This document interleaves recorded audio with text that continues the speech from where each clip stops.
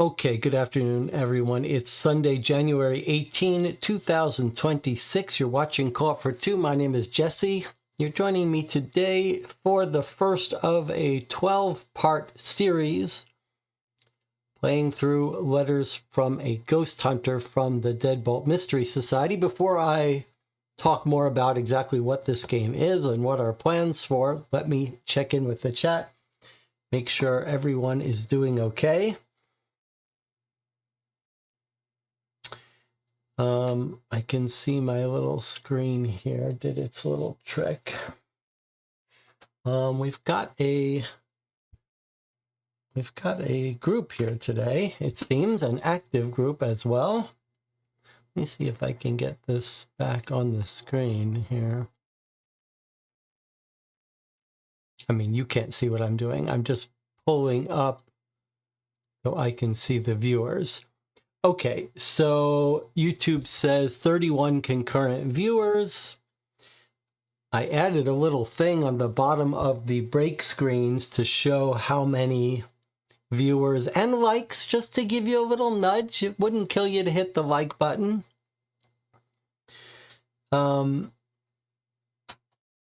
Matt C is here. Okay, I do want to mention our plans for playing Matt's case eventually. We've got some new people and some old people, a little bit of talk about Knives Out.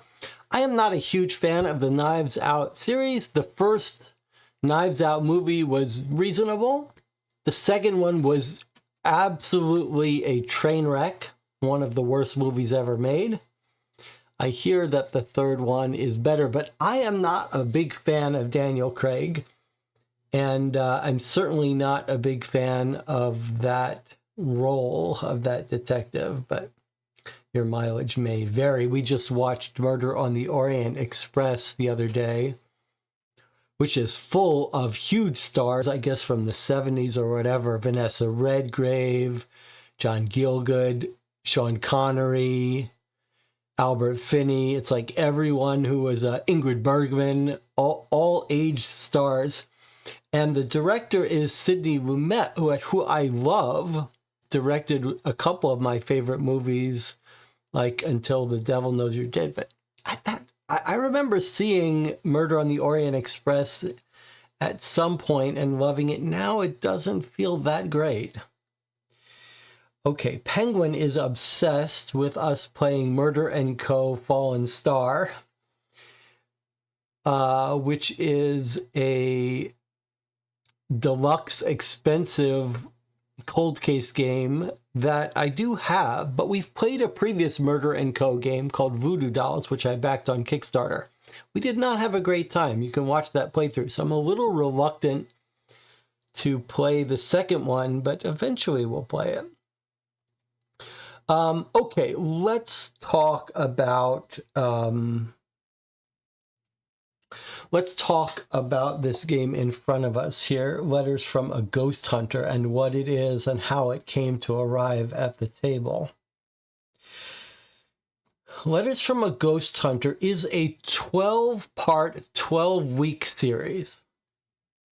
So there are going to be 12 of these little packages. It's a letter, but actually there's a little bit of stuff in here. It's not just a letter. I can feel there's some physical items in there. Now, Deadbolt Mystery Society, the company that makes this is the first time they've done something like this. Most of what they do is a subscription-based service where you get a new box every month, and each box is self-contained. It's puzzles and narrative. And we've played through maybe 36 of them on this channel. It's one of my favorite companies, my favorite series, because they're so consistently good. And they're a mix of puzzles and narrative. And I find the narrative quite satisfying. It's done well. They're often sort of adult grisly crimes like serial killers. They just do what they do very well, Deadbolt Mystery Society.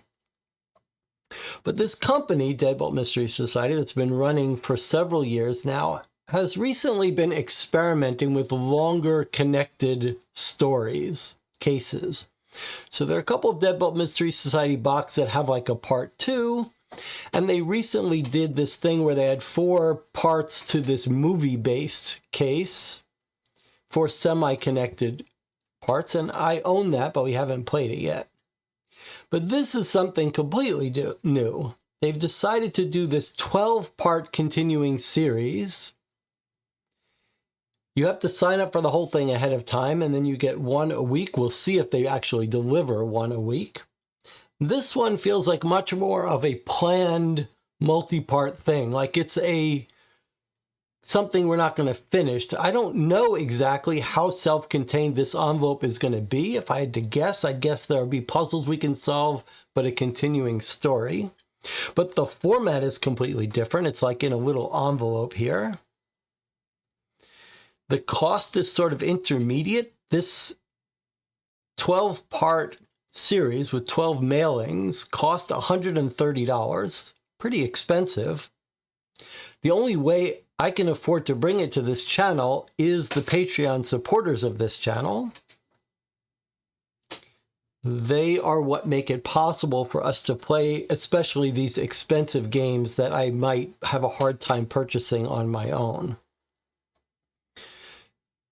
I do want to take this opportunity to invite you to join the Patreon of this channel. We did a whole last month in December. I streamed a couple hundred hours and we played these going out of print Hunt the Killers. And basically the result of that streaming every day for a couple hours was people left the Patreon. Not too many, but a couple.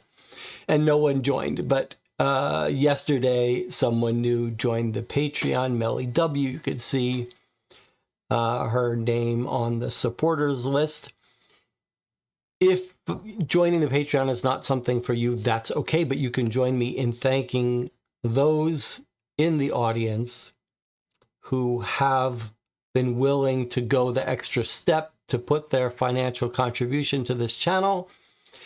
And I know it's a pain to do as well. It's annoying. It's annoying to hear me talk about it, but we've made an arrangement that you're going to put up with me talking about it. You're not going to make me feel bad for talking about it. I'm not going to make you feel bad. If you don't join the Patreon, you're still completely, full-heartedly welcome here. But we can all thank the Patreon supporters of this channel together. It's what lets this channel stay completely uncompromised by any relationship with publishers. I'm not friends with any publishers. I'm not getting these copies for free. And that means when we don't like them, we can say so. All right, now, anything else to talk about before we jump into this? We will be playing it every Sunday at 1 p.m. in this traditional slot where we play continuing play-by-mail cases. We'll get back to Dear Homes in 12 weeks or so. Matt C., who's in the channel, is writing a custom improvised New York Noir case for us to play. I keep pushing that off just because I want us to play that when we're really fresh and ready to focus on it, so we will be doing that later this year, though. All right, anything else to talk about before we get started? Last week, we played a game called Unboxed, the first scenario of 10, which is a puzzle game based on board game mechanics, figuring out board game rules, and I really enjoyed it. But I've been so busy programming for New York Noir in the last week that I haven't had a chance to play it again on the channel. But I do want to find time in the coming week or so to play through the rest of the 9 remaining scenarios in that box. So if you joined me last week for that, and you want to join for the other scenarios, the best thing to do is subscribe to the channel, or even better, join the Discord or jump on the Board Game Geek Guild forum for this channel and post in the GameQ thread what games you're interested in playing. All right, now, before we continue, I have to go close that door because you probably can hear it clicking and it's really starting to get to me. So let me just do that.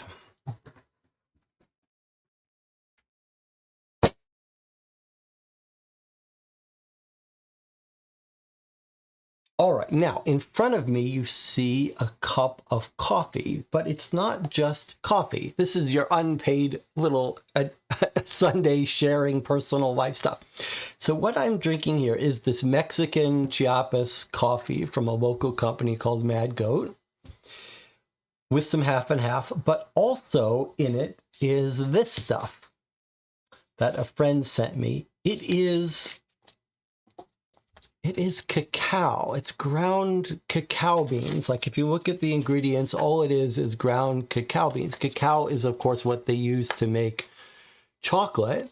And they roast them and grind them. This is ground, and you brew it like you would brew coffee. Like with a drip or a pour over. I make it in a little AeroPress. Actually, what I do is I make a whole bunch of it in a concentrated form in the AeroPress, and I just add a little bit to my coffee. I can't tell yet whether it's a big scam, but I like it. No one else I've shared it with likes it. It does taste a little odd, but I like it. The reason I can't tell if it's a scam is we have a whole history in the history of capitalism, of companies finding something that's like the waste byproduct and then upselling it as some sort of fancy health thing. So if you look at this bag of cacao, of roasted cacao, it says, okay, it says it's cacao, but look at the tagline on this. It says, packed with mood enhancers, and then it doesn't have caffeine, but it has a natural stimulant. Does it really? And then there's something that says, I don't actually see it on this bag, but one of the other bags says, oh yeah, benefits of cacao. Really, are there benefits? And yeah, it's a lot of work to do. And afterwards, you think, why don't I just add some cocoa in it? Like some ground processed high quality cocoa. Why are we going to all this trouble to brew up these cacao beans?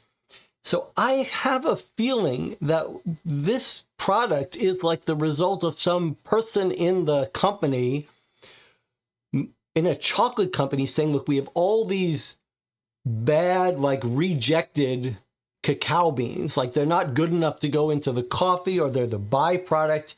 And they're like, it's going to cost us, he's like looking at the spreadsheet, it's going to cost us $1,000 a month to pay the waste company to haul this off into a landfill. And some junior executive has said, look, instead of paying $1,000 a month to haul off this waste cacao bean leftovers, why don't we sell it as some high-end exotic food? And not only will we not pay $1,000 to get them to haul it to the landfill, but we'll make $10,000 a month. And that's what's happened. And here I am buying right into it. Melissa says, I think you can chew cacao leaves. Well, you can certainly chew cocoa leaves from cocaine. And they do chew the cocoa leaves. I guess maybe you can chew chocolate as well, cacao. Cacao's raw, minimally processed form, retaining more nutrients with a bitter taste. It does have a little bit of a bitter taste, but nutty flavor. Yeah, that all sounds right. Rob is our AI expert, so I think Rob is good at pasting it, and Rob may just be looking up what ChatGPT says. Okay, if ChatGPT says it's healthy, I believe it. I've been using the AI. We're going to get to this game in a second here, but this is our Sunday, more relaxed stream. So I started programming in the very late 70s as a very young kid. And there is a revolution in programming ongoing as we speak. And that is that the AI coding tools have gotten shockingly good. I mean, it is a real revolution. The whole society is going to see a revolution in the AI tools for writing and whatever. But the AI tools for programming are in some ways more dramatic, just because it seemed to me like it was going to be a much harder nut to crack. And now what we've got is the AI writing a very large portion of code bases that the code works better, it's faster, and it's like saving 80% of the coding time. It's just insane. I'm still walking around in shock from how good it's gotten. I've used it on the margins for coding for a year or so, but I've just started to use it more fully, and it's just blowing my mind. I use nibs in my ice cream. That's a very interesting idea. I make ice cream, cocoa nibs. I'm trying to remember what is the cocoa nibs part? It's some like processed part of the cacao, but it's still sort of raw.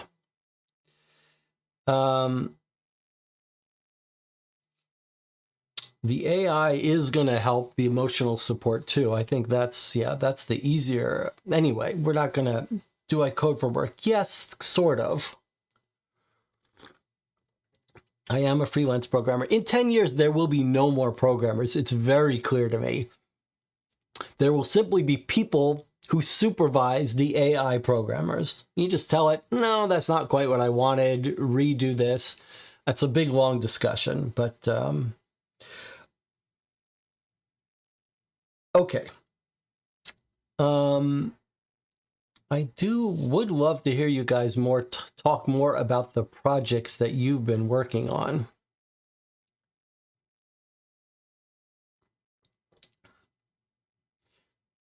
Okay. Let us get to our game today.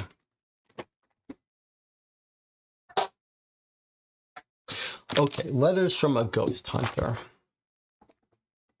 You can see it's in a little envelope. Let's see together what's in it. So we'll be playing this over the next 12 weeks with a little bit of a break for a week when I go to Japan at the end of February. Otherwise, every week for 12 weeks, and you'll need to keep up with it because it'll be a continuing story. You can't just watch these ad hoc. It'll be interesting to see how many people are still with me after week 12. Oh, well, up to week 12.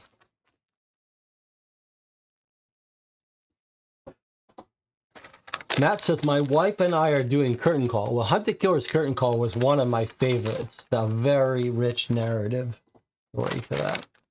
All right, let's see what we've got. All right, so you know what this is already, right?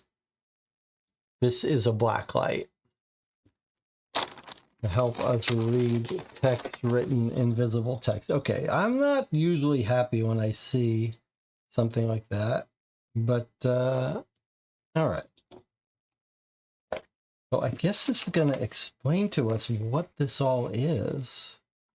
I've got a notebook that's blank, unless it has some blacklight writing on it, but probably not. Oh, yes, it does. But just like one little word down at the bottom, it says Valium. Can you see that? I wonder. Might have to turn the lights off so you could see it better. V-A-L-I-U-M, Valium. Oh, not Valium, Valium. I don't see any other writing. Valium, huh? Okay.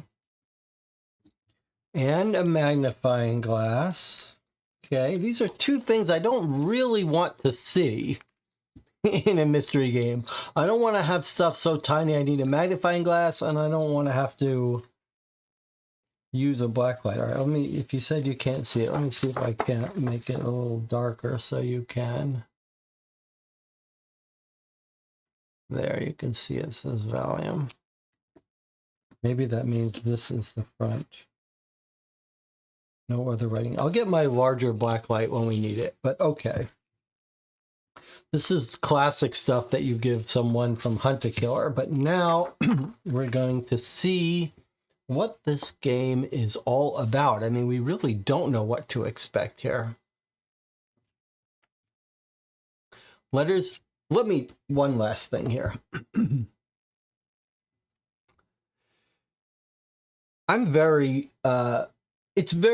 These multiple part games are pretty rare. And you could imagine a company like Deadbolt Mystery Society, which seems to be doing well, but you could imagine where a stream like this might cause them some concern. Like they want people to buy this product so they could make it and pay people to write the stories. So if you watch this, you're going to have everything ruined for you if you don't... the story is going to be revealed. The mystery is going to be revealed. So you might consider, after watching a little bit of this, if this really appeals to you, you might consider going and ordering this for yourself, playing it with your own group separately, and then watching these streams. What's going on here? Watching these streams afterwards, after you play. Because if you watch it with me, you can't play it separately by yourself. So just consider that. And if you don't purchase it and you watch this live stream instead and you enjoy this case, the best thing you can do that will make the company happy to have this played on the channel is if you go and leave a review for future players. And that is our trade-off here when we play these kinds of games on the channel. All right, let's get to it here. You're the owner of Valewood Sanatorium, largely regarded as one of the most haunted locations in the country. People have been scratched and pushed there. Shadow figures are regularly seen. Voices and footsteps are heard even though no one is on the premises. Even worse, your daughter Nancy went missing there 5 years ago. No one has seen her since. It's the only reason you bought the place. You want answers. You need answers. Since you took possession of the site, you have employed psychics, paranormal investigators, clairvoyants, private detectives, forensic specialists, and the like to find any trace of Nancy. But in a place the size of Valewood, the search has been like looking for a needle in an enormous haystack. No one has turned up anything. A former tuberculosis hospital, Valewood is over 150,000 square feet in size, with room to treat up to 200 patients. The sanatorium has been empty and abandoned for a few years now. You have plans to raze it all to the ground and use the site for a shopping center that will make the investment worth up to 5 times what you paid for it and erase every trace of Valewood off the earth. It won't bring Nancy back to you, but in a way, tearing it down will seem a bit like revenge for what the place took from you. But before you tear everything down to the ground, you want one last chance to find out what happened to Nancy. And it so happens your old college roommate, Elijah Nicholas, wants to call in a favor that will allow for one last investigation. And you agree to it without hesitation. You owe him and are interested in what he might find. Nicholas is the owner of GhostRid, a paranormal research company that specializes in cleansing old sites of evil presences. Elijah isn't wanting to cleanse the place. He simply wants complete access to the facility for the next 3 months to fully research the building from top to bottom. Given the number of times Elijah covered your rent back in the day because you didn't have it, letting him explore the building is the least you can do. So you agree to let him live in Valewood for the next 3 months until the construction crew is ready to conduct the demolition.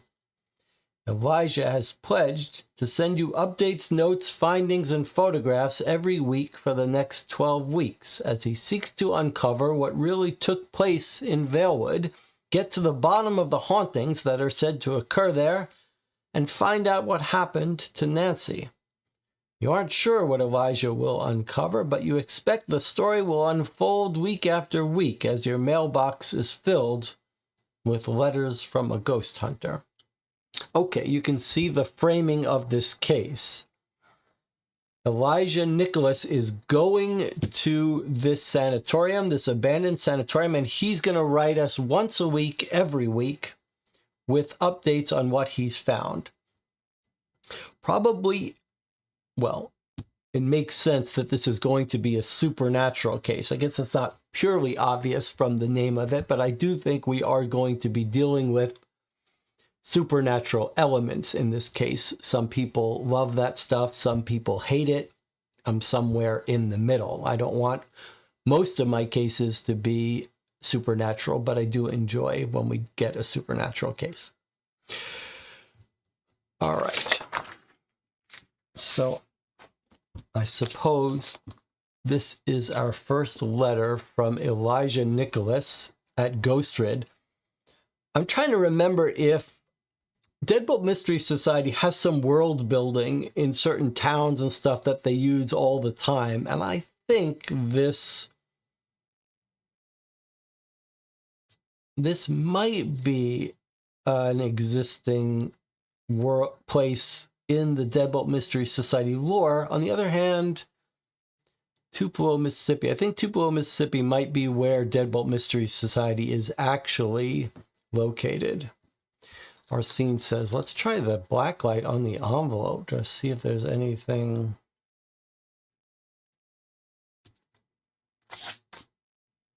This is sort of why I don't like these black light games, because you're forced to do this with every object you encounter.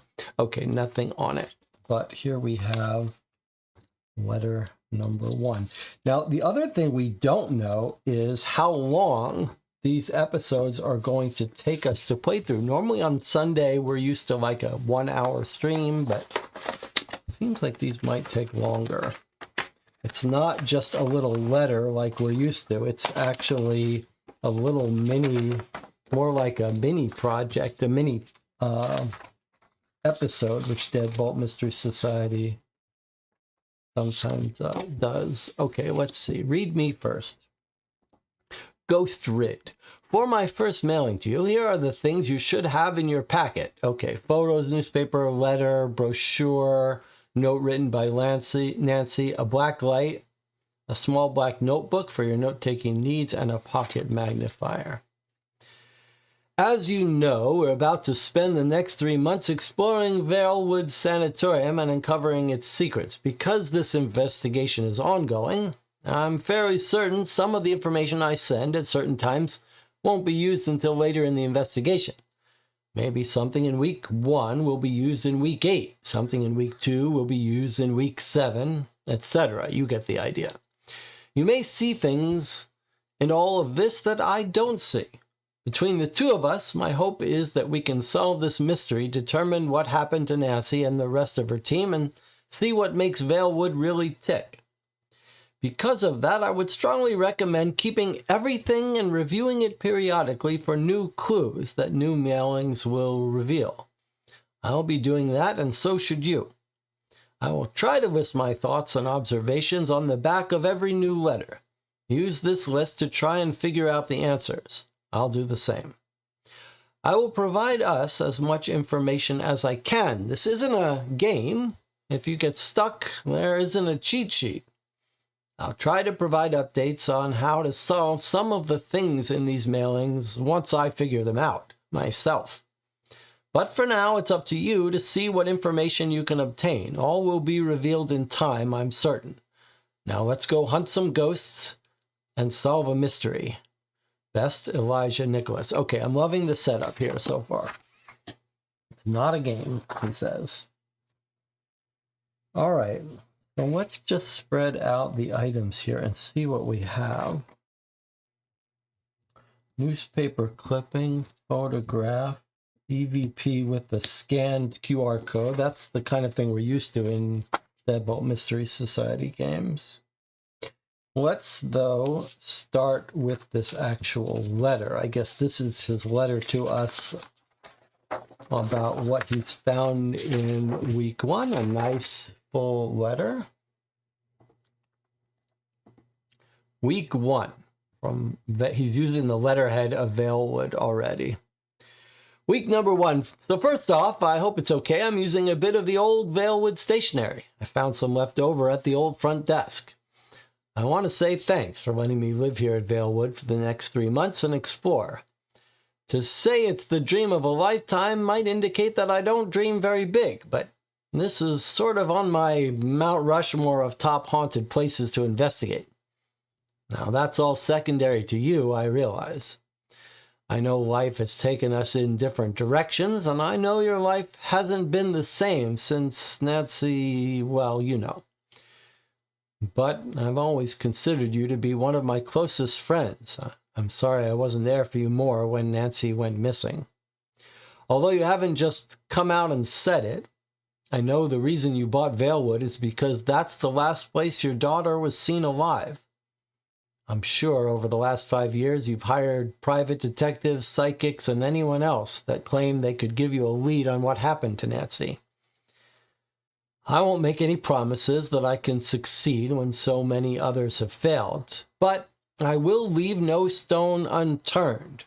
My plan is to investigate 1 room or area of Valewood per week and send you my findings. Cell service is pretty spotty here, and the internet is intermittent at the moment due to the winter weather. Here's Johnny. That's a little quote from Stephen King. So I think dropping actual printed items in the mail to you is a good way to convey what I learn. I'll try to find other ways to communicate as the weather and the situation allows. The local utility guys assured me that the internet would be back up and running reliably at some point. But I'm not even sure that the problems here can be attributed to a simple outage. My phone seems to be working pretty well most of the time, and yet I can't get a single email or text out. It's almost as if something here is interfering with my equipment. Wouldn't be the first time such a thing has happened. Ghosts can selectively choose what equipment works and what doesn't. I've never heard of it, but that doesn't mean it isn't so. That means there may be times when I can do things electronically and provide bits of information that way. There may be times I can't. Maybe it's all in the hands of the Thornmire County Utility Cooperative. Or maybe it's all up to one persnickety spirit who has the power to allow my emails to you to go through. At least my computer and printer still basically work, sans internet access. That's how I wrote this letter. I may jot some additional thoughts down on the back, though.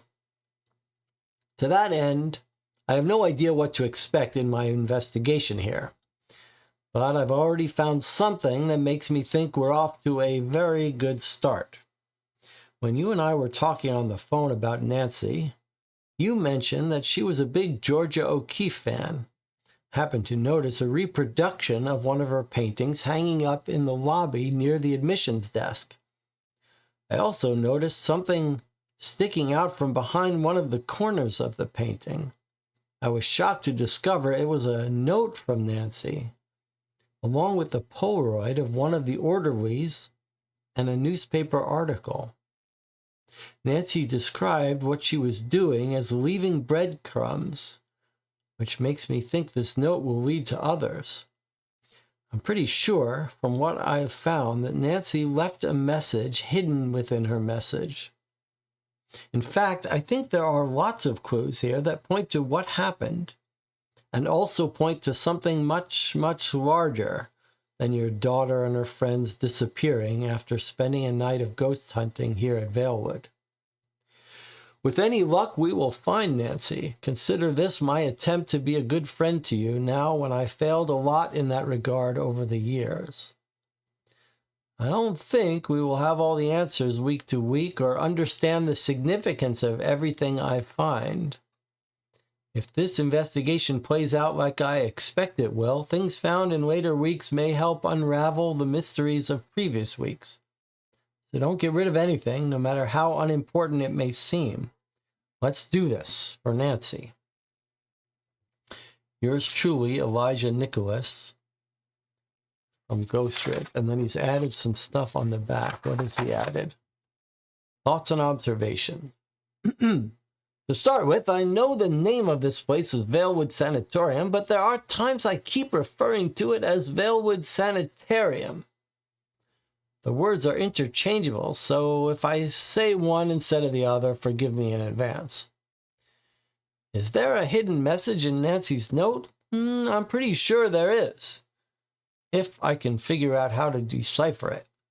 I also think there's something to that string of letters she transcribed on the back of the note. I think the messages are separate and unrelated, but both require our attention. Is there any significance to the EVP I captured? I think I need to find a periodic table. Why was the newspaper clipping hidden with Nancy's note? I think it's connected, but I'm not sure I have enough information right now to do anything with this, maybe in the weeks to come. Will the ghosts be helpful in unraveling this mystery, or will they attempt to do me harm, or will I encounter some of both? I'm sure this question will be answered in time. What does the weird symbol on the wall at the patient room mean? I don't see any way to use this at the moment. Maybe future explorations will help me know what to do with this. All right. So a bit of guidance about what is solvable and what isn't solvable yet, which clearly is going to be a little dilemma for them. Normally, everything in a box of a puzzle would be solvable, but not so in this case. All right, we'll put this aside. I mean, we could use the black light on this. I think in general, we will avoid using the black light until we occasionally want. That way it won't disrupt us. All right, so he mentioned newspaper clipping and Polaroid sticking out.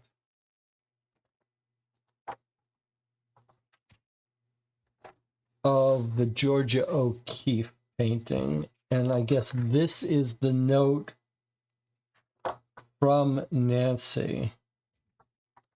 All right, let's read this little clipping here.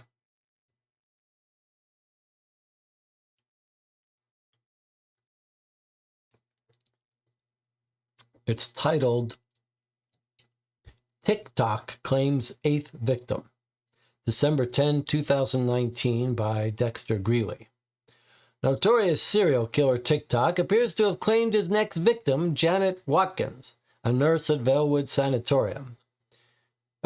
Janet Watkins, a nurse at Valewood Sanatorium, was found strangled to death along one of the paths of Valewood Cemetery early Monday morning.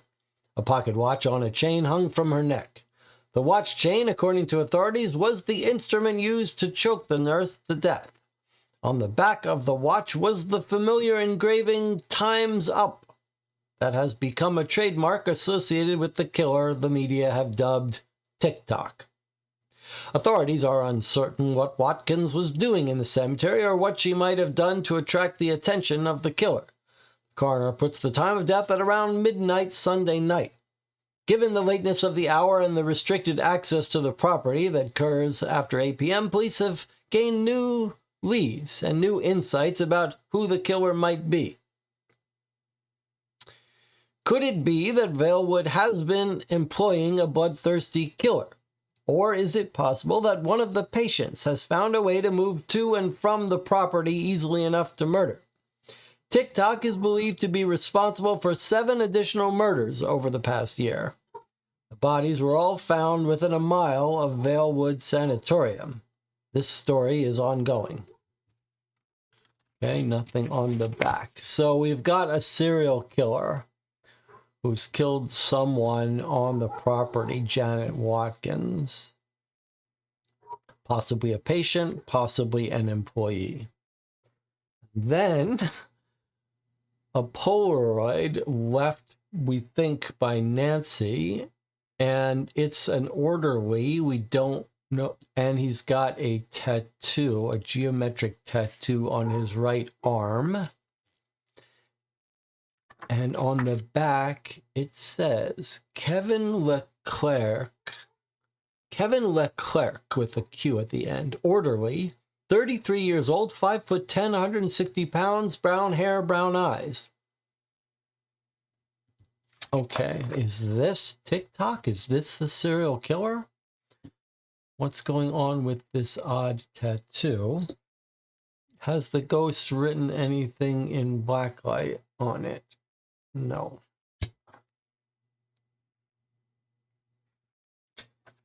Now I see there is a separate sheet of the tattoo found on the wall of patient 164's room. Okay, so our guy, Nicholas, told us that what does the weird symbol on the wall of the patient room mean? I don't see any way to use this at the moment, maybe future. So they don't think, it's giving us a hint that we're not going to actually use this now.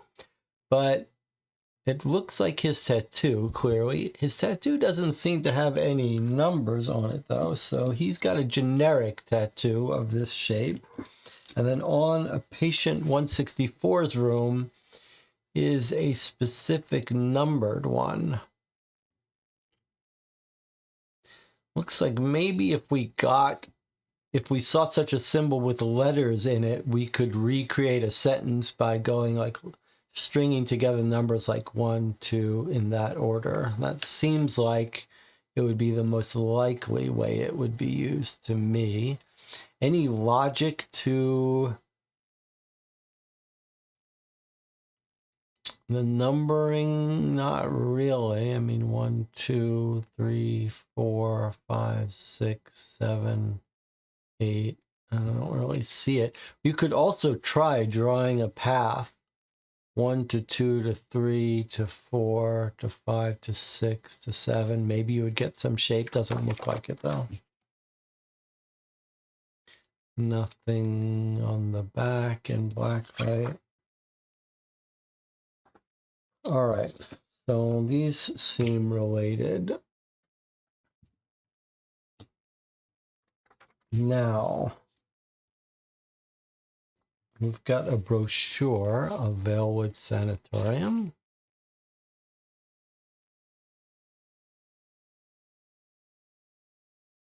What are we actually seeing on this brochure? I'm having a little bit of trouble understanding what I'm looking at here. It's like something is hanging from the ceiling. Looks almost like a bed is hanging from the ceiling. Why? What would that? That's a weird thing to put on your brochure, isn't it? That's weird. What is that meant to be?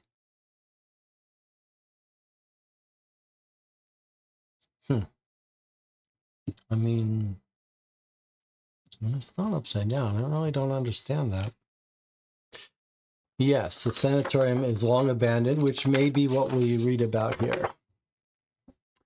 Can you communicate with one of the nearly 2,000 people who died here inside the walls of Vailwood? Will you see the shadow people who roam the 8th floor?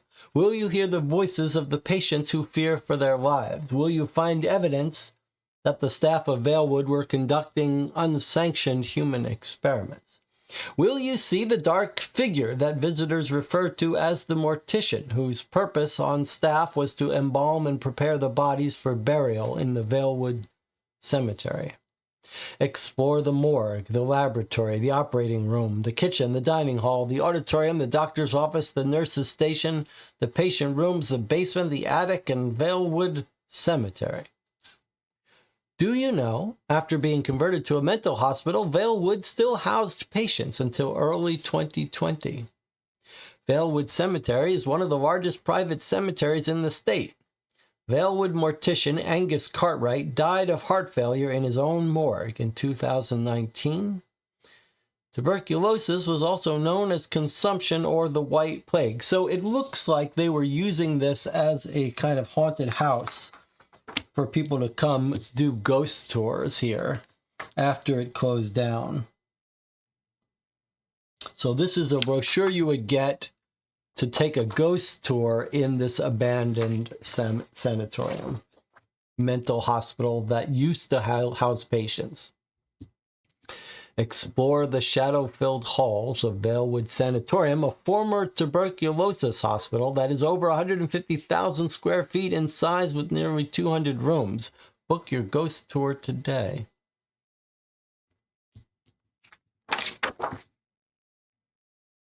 All right. So we're going to be getting reports from different rooms here as this guy explores it. And here's another note from him. I guess this is from him. Oh, there's one more thing. What was supposed to be just one night of investigation has been extended. This sounds like a note from Nancy. I see. This is a note from Nancy. Does he say where he finds this? He says, in the corner, where does he? He says he's found something. He found in the corner a note from Nancy along with a Polaroid of one of the orderlies and a newspaper article. Okay, so 3 things were found behind the painting. Newspaper clipping, photograph of orderly, and this note from Nancy herself, who we are trying to rescue. So Nancy is writing, I guess she's leaving breadcrumbs. I guess she's going to talk about that. Let's read what she says. It just starts out saying, maybe this is the front. Okay, she says, I can't believe Jansen got us access to this place with the missing tea for the whole night. I've heard the stories about Vailwood from everybody who's anybody in the paranormal community. I'm hoping to see the mortician. Wouldn't that be cool? Okay, so there's missing letters. Is it because her typewriter can only type certain letters? No.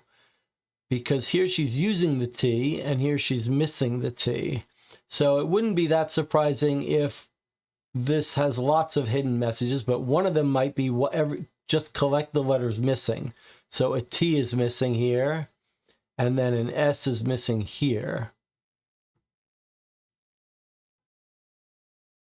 I'm hoping to see the mortician. So an A is missing here. Wouldn't that be cool with the C is missing? But it's more important, more than that, of course. I'm just going to read it, filling in the letters, and then we'll follow up and write down the letters in case it's important. But it's more than that, of course. None of the other members of my group know the real reason I'm here, and I plan to keep it that way. Sherry is clueless, Kate is oblivious, Richard would flip if he knew, but someone has to do something. It's the right thing to do. So she's here with a bunch of friends in this house, but she has some secret plan. Anyway, she says, I'm going to leave breadcrumbs in places around Vailwood. Something, a trail for someone to follow in the event that I'm found out. If that were to happen, it would not be good for me. The ghosts of the sanitarium have seen and heard lots of things in their time here. Who knows? Maybe some of them will share their secrets with me. I'm going to start by looking into a series of symbols that I saw on the Vailwood website, taken from a photo of a wall in one of the patients' rooms that match identically to a series of symbols attached to the case I've been working on. It's the thing that got me interested in this place in the first place. Well, that and the ghosts here. Wish me luck, Nancy. And then she seems to be giving us a substitution code. Seems like there's a bunch of things going on here. We've got missing letters. We've got what looks like a substitution code here. N goes to Z, A goes to H. We can see whether that's a Caesar shift or arbitrary. And then we've got a sequence of numbers along the side.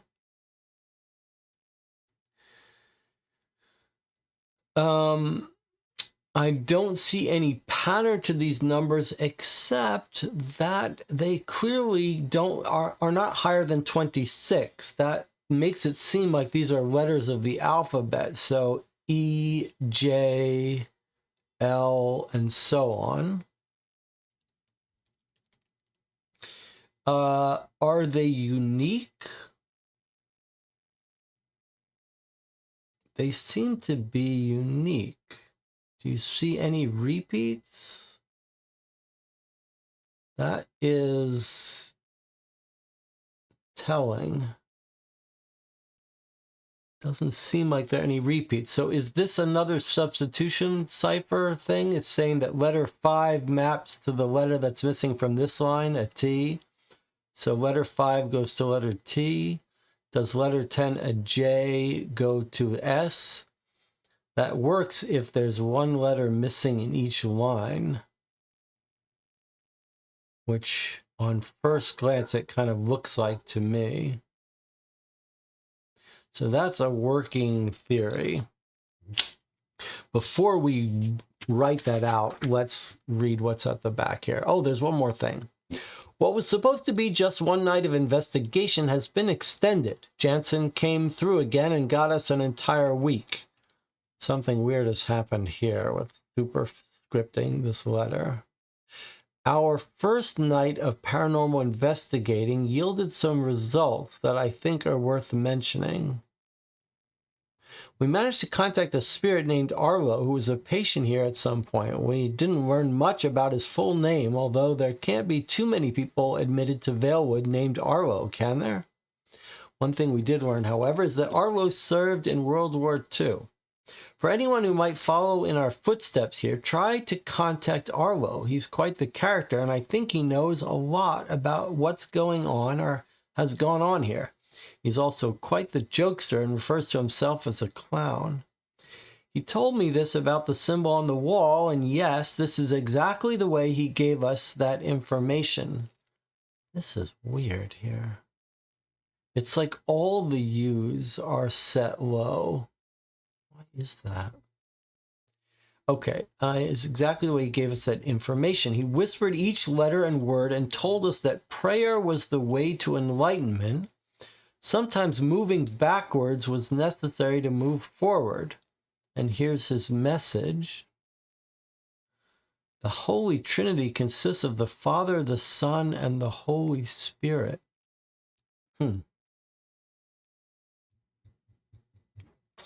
right, I'm not sure what this is about, but you can see there's no spaces here. I'm not sure what that means.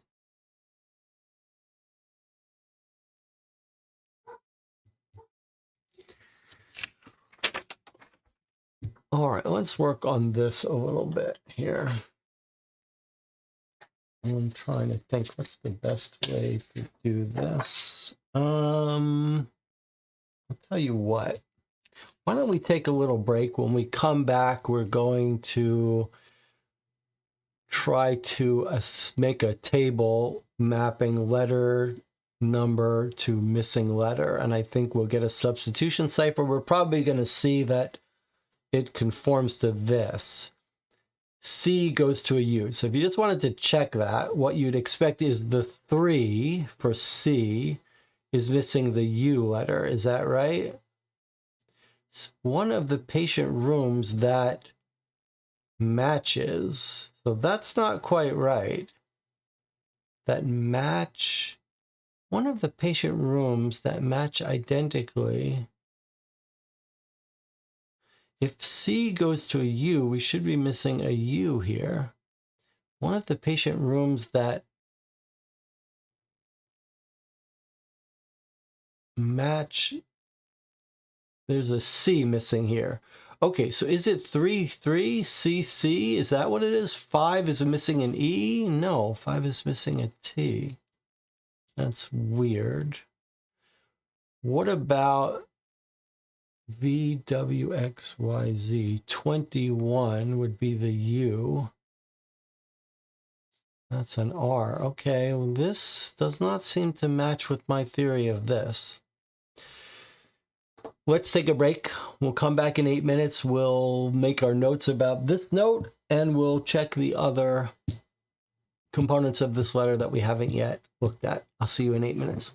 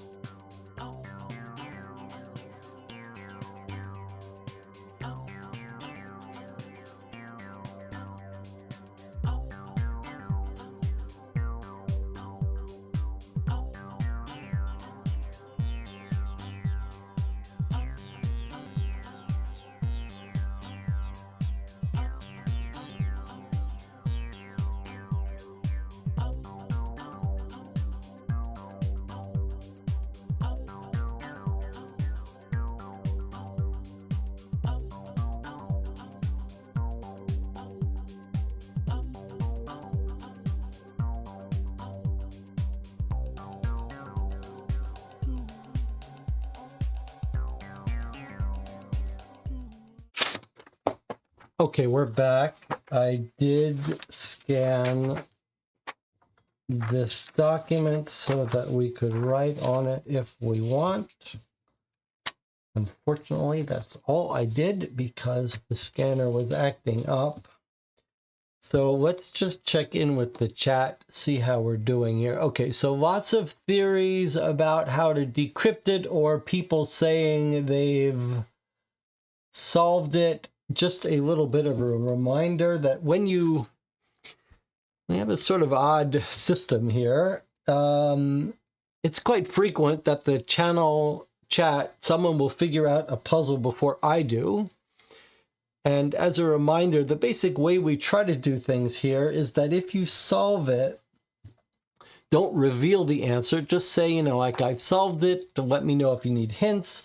And in general, I'll work on a little puzzle for a little bit without help from the chat until I get stuck.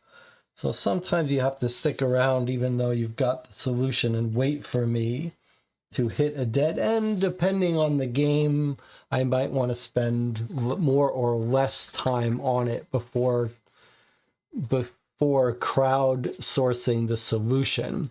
But let's do a couple things first. Let's start by noticing what's missing. So we've got access to this place, stories,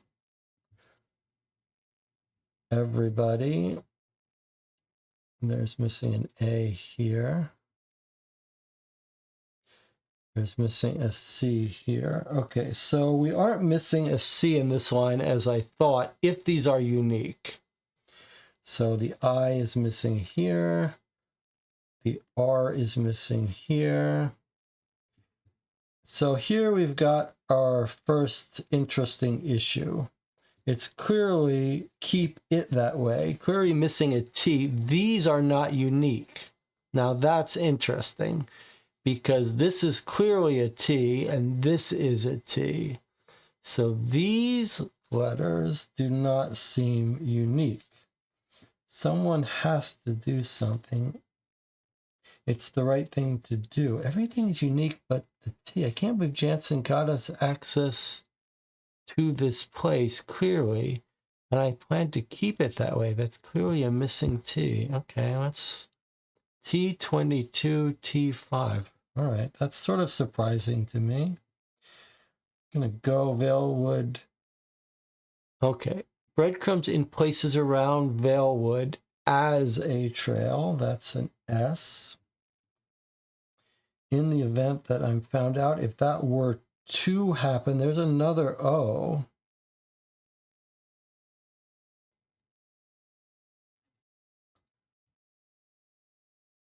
And another I. Okay, so these letters are not unique. These seem unique, though. Goes to the cemetery. I've seen and heard lots. There's another T of things. In their time, who knows? There's a K.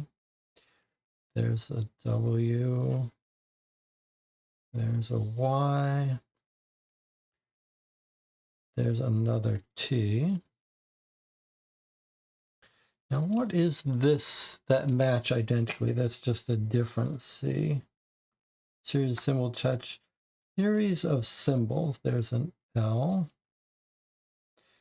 The thing that got me interested. It's the thing that got me interested. There's an N missing there. Well, place in the first place. There's an S. And the ghost here, there's a missing O. Wish me luck, a missing K. Okay, so that's our first observation. No message being spelled out here, but if you had to guess, there's one missing letter per line and one number per line. So 5T, 10S, 12E. These go from 1 to 26, so these are probably letters, if I had to guess. Since we have a numeric listing of the letters. Let's just write them out here. E is a 5, J is a 10, L is 12, 17 is Q, G, B, U, V, S, P, F, A, N, T, I, O, H, Y, W, X, Z, K.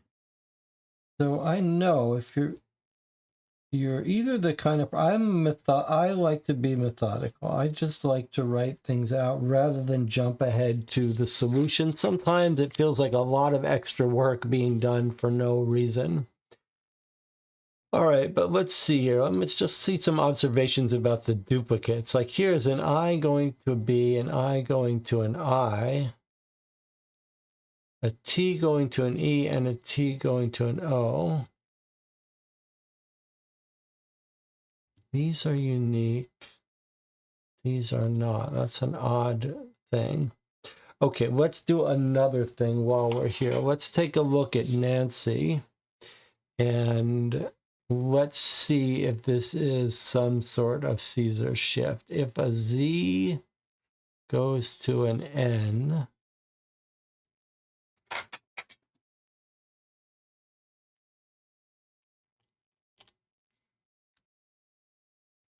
if a Z goes to an N, does an A go to an M? No. Does a C go to a U? No. So this isn't a Caesar shift. And it's not an @bash, so because A is not going to Z. So that's an odd situation, isn't it?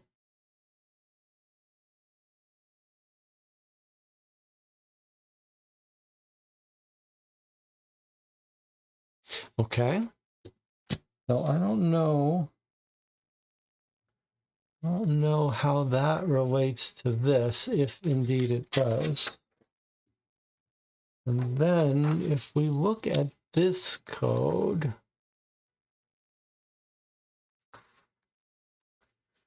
Arlo's message is here and this is this. So is this using this code? That's one question. I mean, there's no other. Is there another secret message here? I mean, I guess there is. I mean, I guess there's the possibility of a message here. It looks more like it's a dictionary telling us these letters map to these things. Can we use that on this, or are these unrelated? So WKHVB, let's just see something. If this is a message, WKHVB,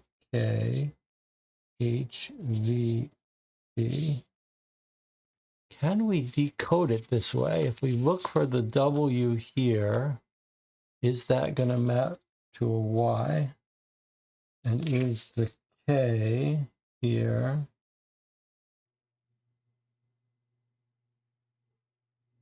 Do we even have a K here?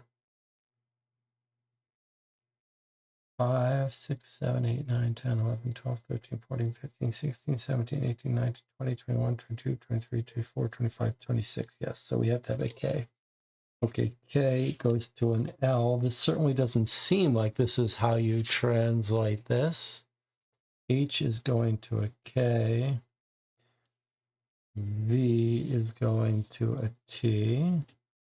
And a B would be going to an I. Okay, so that certainly doesn't make any sense.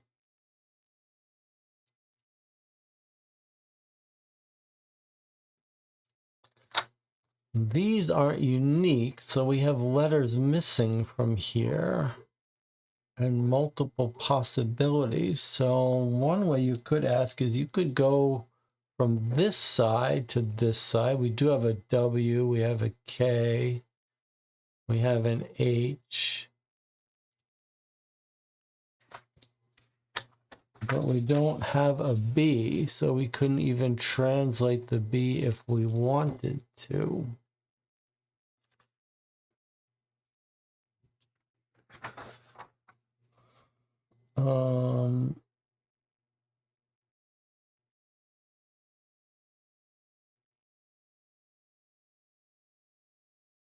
So another possibility is this. We don't have 26 numbers, so it's hard to see how we would swap, and the rules said we probably didn't need this now. 2, 3, 4, 1, 3.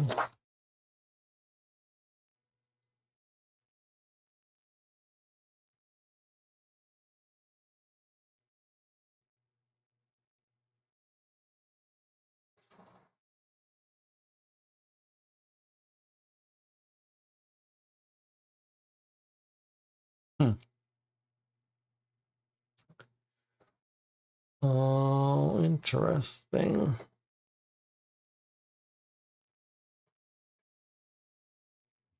Let's look at it some more. I'm sure the chat has figured it all out now. Maybe you're frustrated. That's okay. I cannot look over at the chat because bad things are going to happen. All right, let's see. So she's writing. She says, talk to Arlo, and here's Arlo's message. Now, the one item we haven't looked at yet is this EVP. That means a recording. This is going to be a separate little puzzle, but it could be related. I mean, it is something to do before we have to do this, so it's tempting to put this off. But let me just keep reading this. So he served in World War II.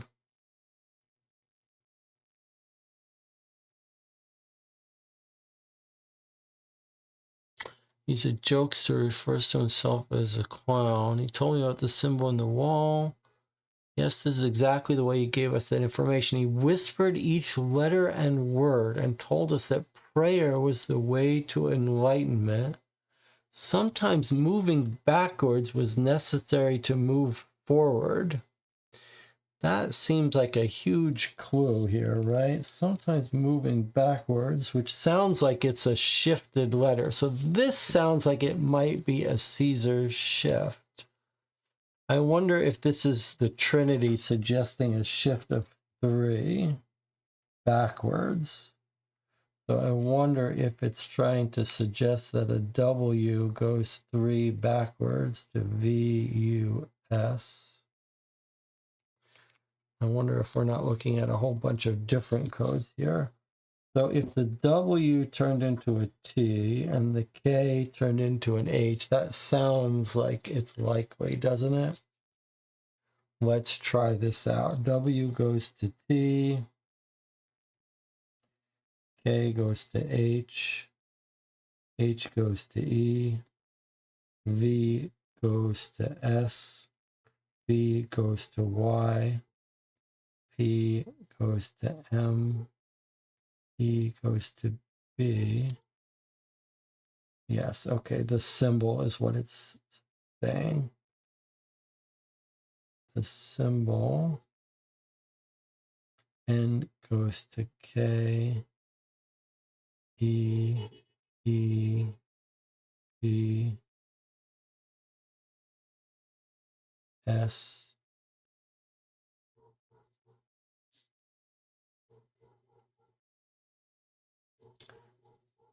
Oops, that's an S. T. H. E. M. S.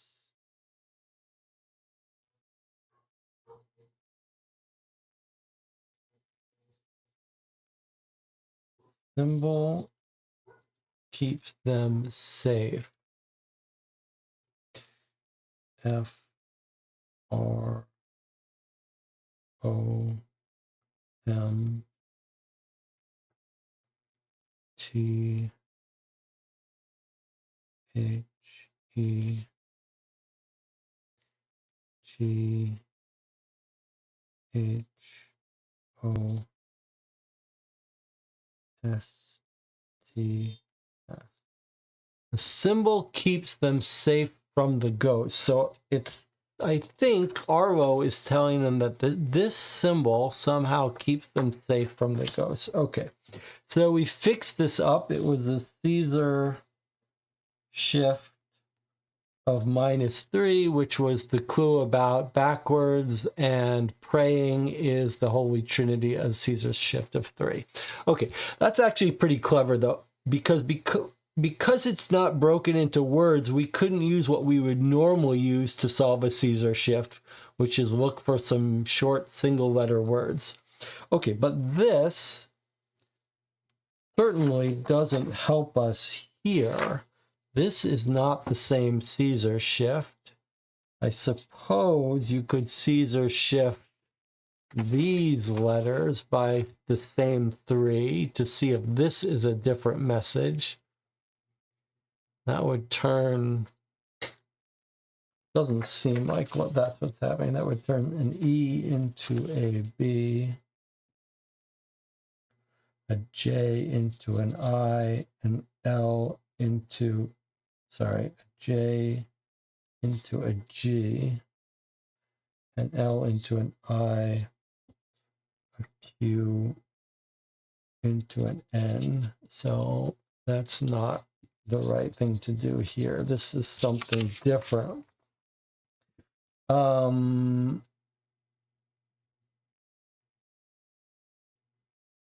It is odd that she seems to be giving us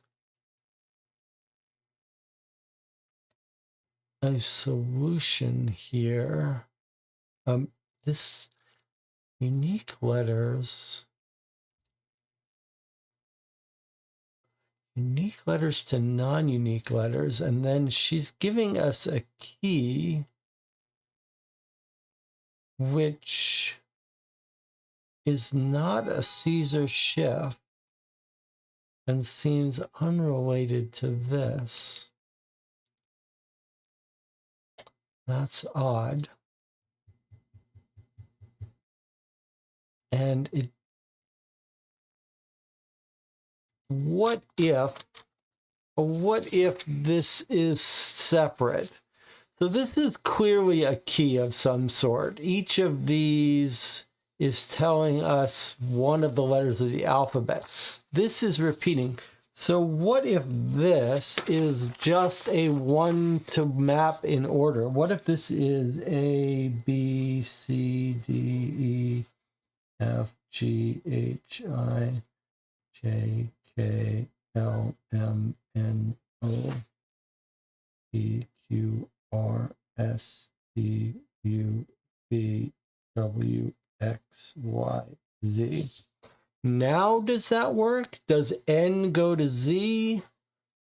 No, N goes to M, or vice versa. So that doesn't match this.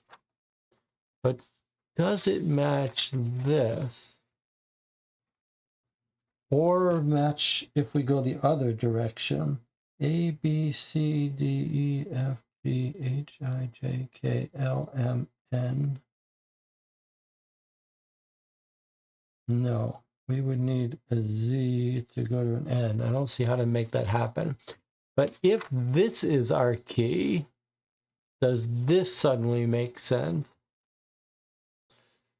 So T would be a Y.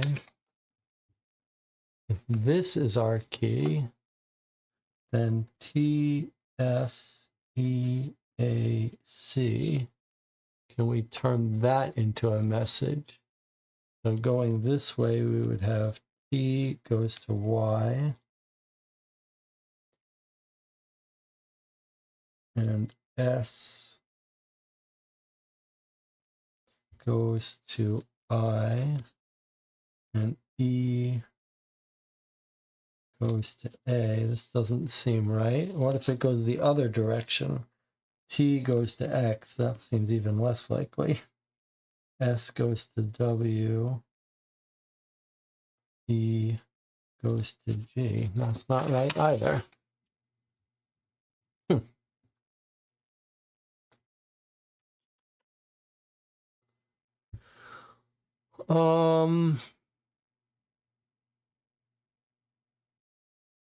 Well,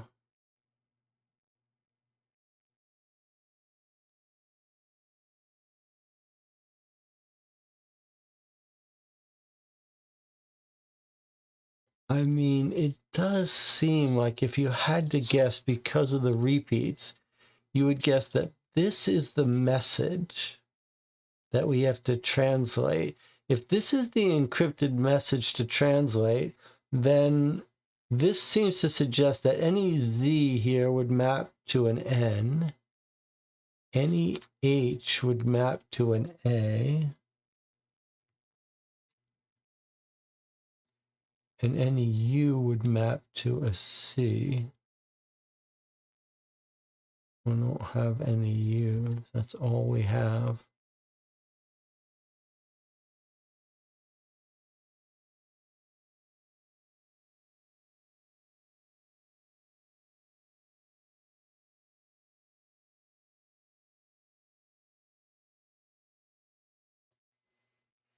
Um,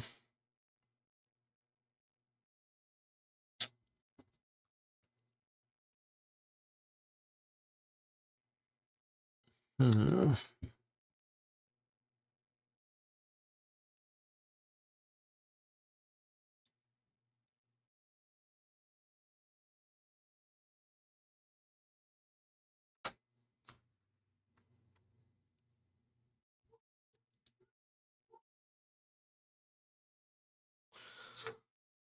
I'm operating on the theory that this is an example, that this is, we're being told somehow what a substitution cipher, an arbitrary substitution cipher, it's not a Caesar shift. And I think the most likely thing is that this is an example of using it, using the substitution cipher, that you decrypt Z as an N, H as an A, U as a P. Just write that down so I have it in a good place. So if we're decrypting, the Z goes to an N, the H goes to an A, the U goes to a C, and the P goes to a Y. Now, how do we get that out of this? Well, here's our U into a C, actually. Maybe this, maybe I had it right in the first place. So there's a U and a C. What about Z and N? U goes to C. Where's my Z? What have I done here? What have I done here? WX. What have I done? Why have I written a T here? This is the Z.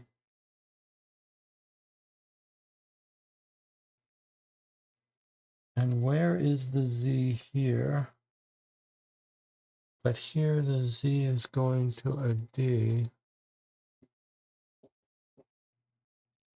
Boy, that seems like awfully big coincidence that U is going to a C.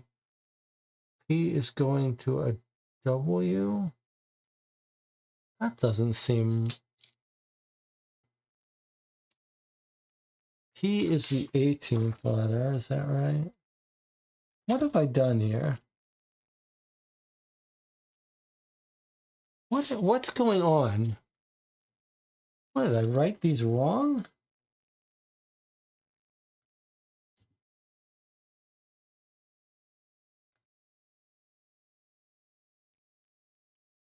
Is it my glasses? 18 is an R. 13 is an M. 26 is a Z. 4 is a D. How many of these did I do wrong? 8 is an H. 25 is Y. 23 is W. 24 is X. Boy, that's a good way to get into trouble. All right, but still, boy, this seems too big a coincidence. U goes to C. H goes to Q, though, instead of A. Oh, what's happening here? So on the right, I've just written the letters alphabetically.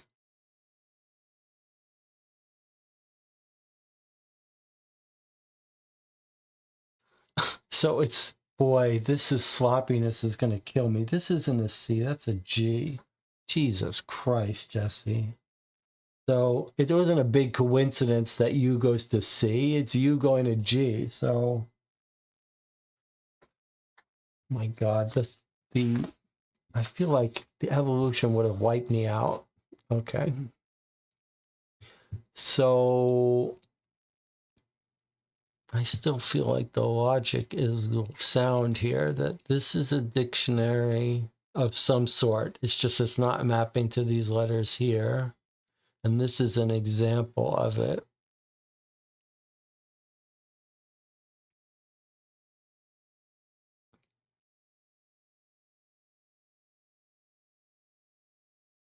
And then this would be our message.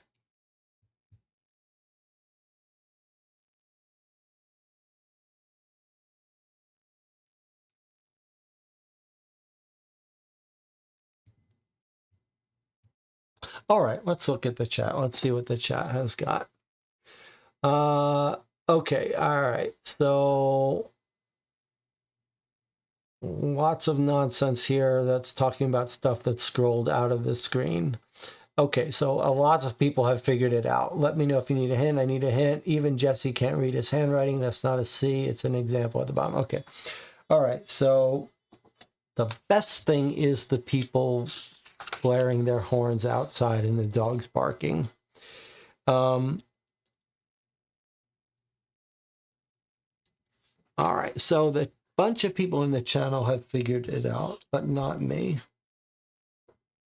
Let's look at it again.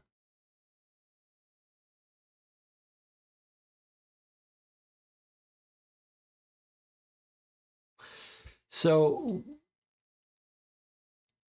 one possibility is that this is the translation, like letter 5E somehow maps to this, but the fact that this is repeating suggests to me that that's not the case. It also doesn't seem to line up with this.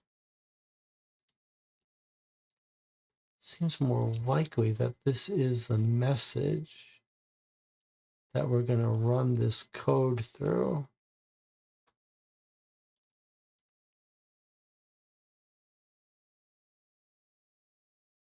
Clearly 26 letters. One unique letter. So clearly that's a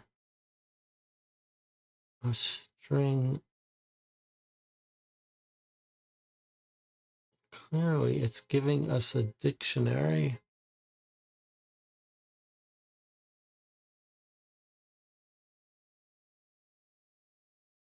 What are we misunderstanding? Why do we not get this? So A goes to an E or E goes to an A. You could write it in the opposite way. You could go A, B, C, D, and so on that way. A, B, C. But then you could have this C goes to an M.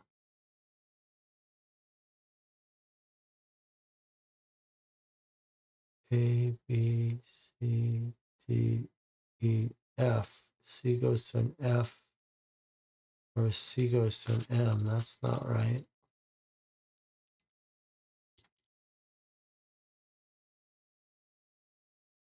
You don't think it's... Well, what's happening here? I mean, there's our CU. But then we've got YR.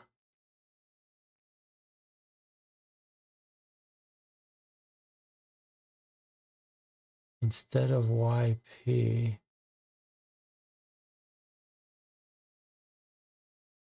And where's our N? N to M instead of Z. Boy, that's way off.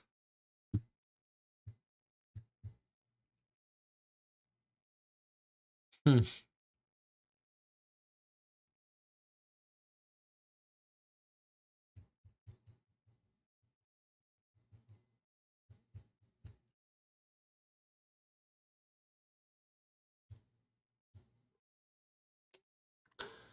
Is it possible that we're doing an offset, that these are offsets?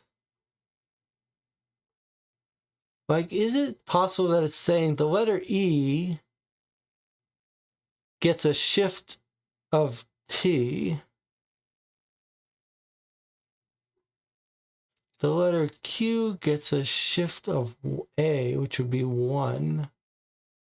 Let's see if that works. The letter N, which is here, 14, gets a shift of S. Boy, that's a big shift.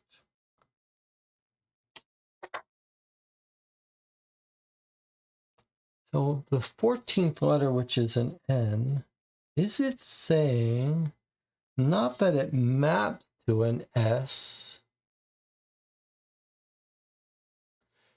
but that it gets a shift? Not really going to work.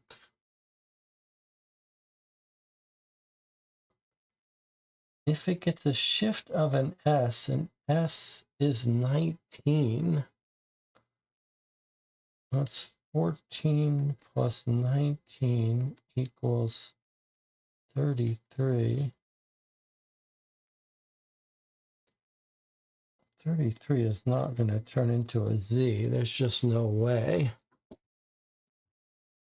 That was an interesting idea, though. But if that worked, we would have no message. We'd just have a pure key.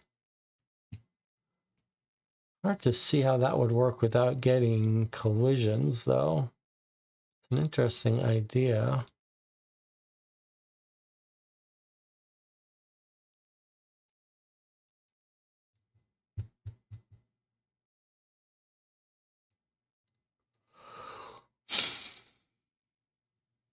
Hmm.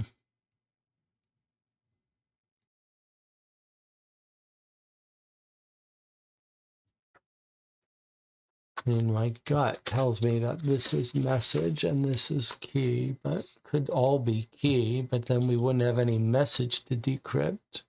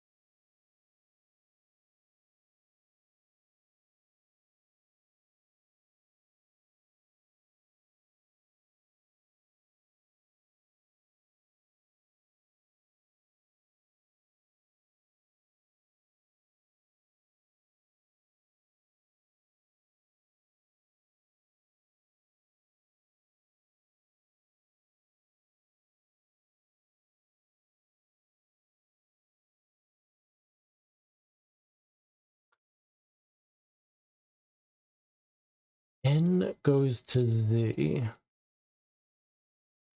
So N turns into a Z. Where is our Z on this list? Down here. 1, 2, 3, 4, 5, 6, 7, 8, 9, 10, 11. N goes to Z. A is going here. 1, 2, 3, 4, 5, 6, 7, 8, 9, 10, 13, 14, 15, 16. What about the other way? This N goes to this Z. 1, 2, 3, 4, 5, 6, 7, 8, 9, 10, 11, 12. This A has to go all the way around. That's not working right. All right. What if I try from a different angle? Is there a hint somewhere? Is this a standalone thing, or is there a hint? There, hidden message in Nancy's note. I'm pretty sure it is. If I can figure out how to decipher it, something to a string of letters she transcribed at the back. Both messages are separate and unrelated. Okay, so that's just good confirmation that this is different from this. What was the thing about the... What was the thing about the periodic table?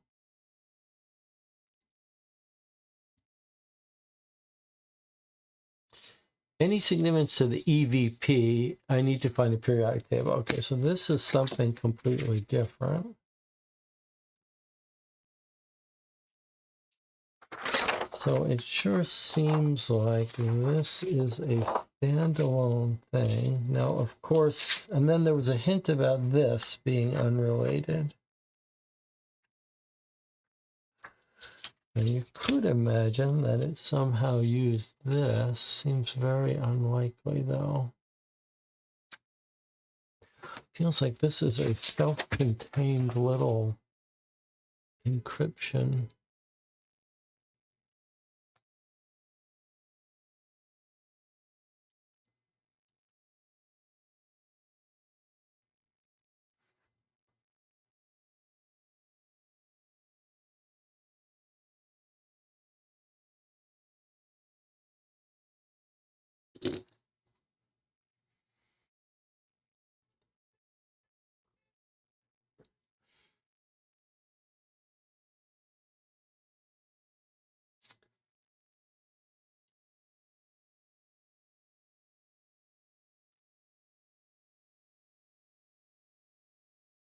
Let's, rather than try to solve it, obviously a bunch of you have solved it, but let me try to talk through it for a second.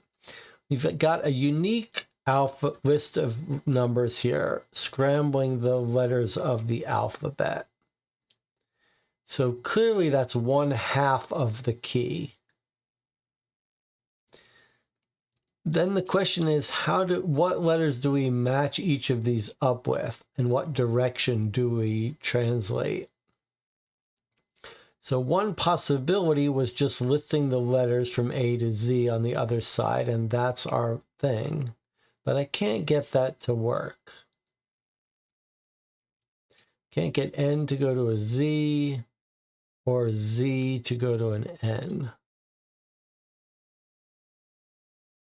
And we think this is an example of the encoding.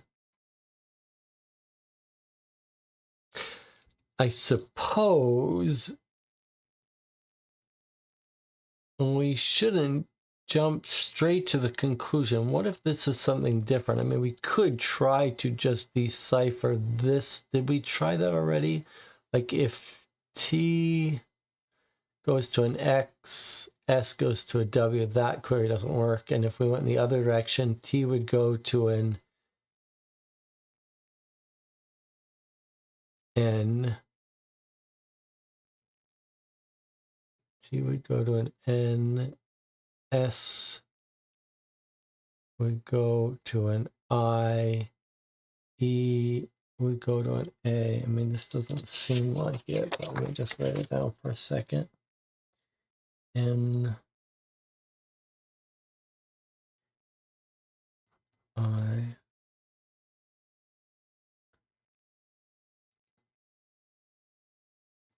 A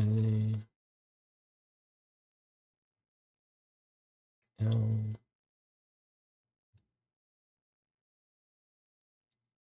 No, clearly that's not it. So I can't go from the left to the right or the right to the left.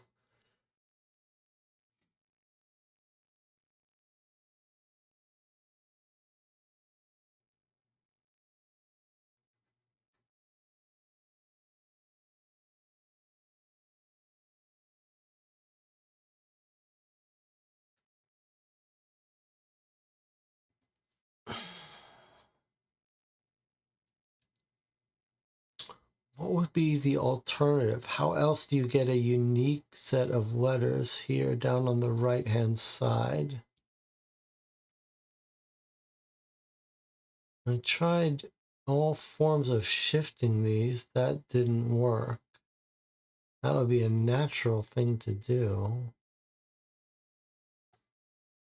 But how would we get Z to the N? It's like a shift of 11, but that same shift doesn't work to get the H to an A.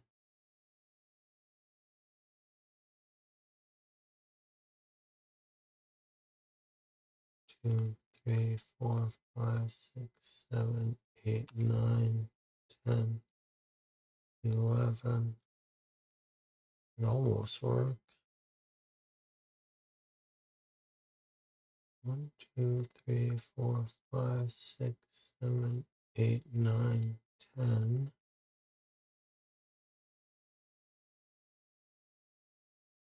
And the Z. 1, 2, 3, 4, 5, 6, 7, 8, 9, 10.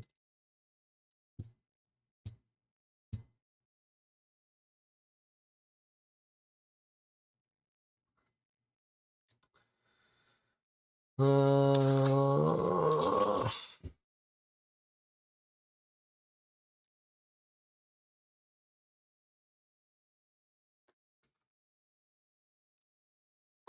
a little surprising that there's not some more clue somewhere. I wonder. Let's just look at this again.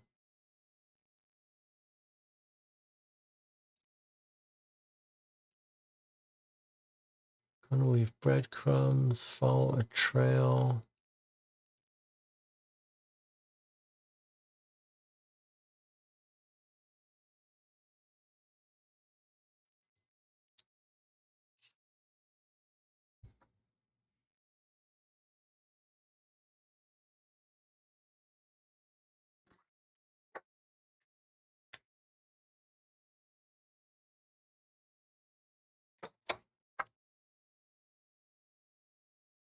All right, let's look at the chat.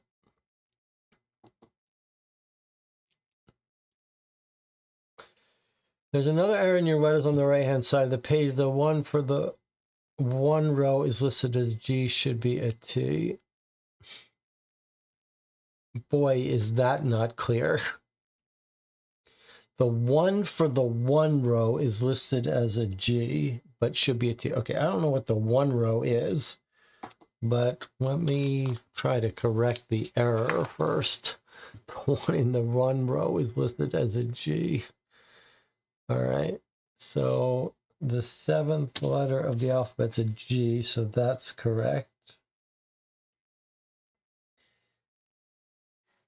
The 21st letter is a U. E, F, G. Okay, so what you're saying makes no sense to me. What Rob is saying about the correction, but okay, let's take a hint. The 1 is missing a T and not missing a G. Okay. The 1 is missing T and not missing a G. Does anyone think that that makes sense as a statement? The 1 is missing a G, not a T. You're saying you want me to go to this row and then I'm going to, you're saying this is a T. Okay, fine. All right, I guess that's that solution. Okay, now let's take a hint about what you guys feel like you figured out about the code. Mel Wilson says, I feel like I have it, but I do feel like the bottom bit is misdirection. Stacy says, I can give you a hint that won't ruin it. The 26 does not refer to the letters of the alphabet. That is merely a coincidence, and Nancy does not have anything to do with the above puzzle. Let the numbers on the left just be numbers. Wow, that would not have occurred to me. Okay, well then the other possibility is it's offsets here. So you could have a message where the 5 means the 5th letter. I mean, that just feels like too big a coincidence, but 1, 2, 3, 4, 5, you might say that's a T. The 10th letter, 1, 2, 3, 4, 5, 6, 7, 8, 9, 10. Be an I. 1, 2, 3, 4, 5, 6, 7, 8, 9, 10, 11, 12. Be a Y unless we count the skipped letter. This doesn't seem like it's the right thing to do, though, and it's very annoying to have to do. 17, 1, 2, 3, 4, 5, 6, 7, 8, 9, 10, 11, 12, 13, 14, 15, 16, 17. T-I-Y-T, that does not seem right.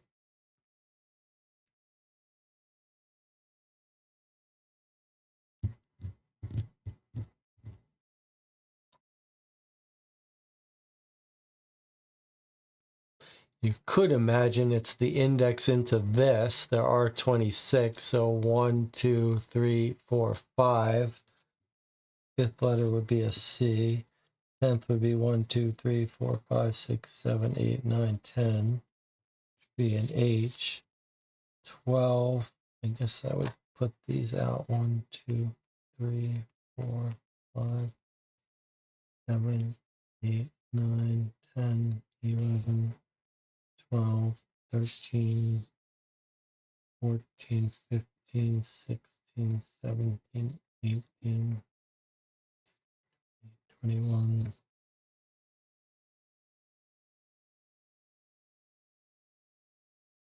Seems like a very weird choice of what to do, but let's see. If we did that,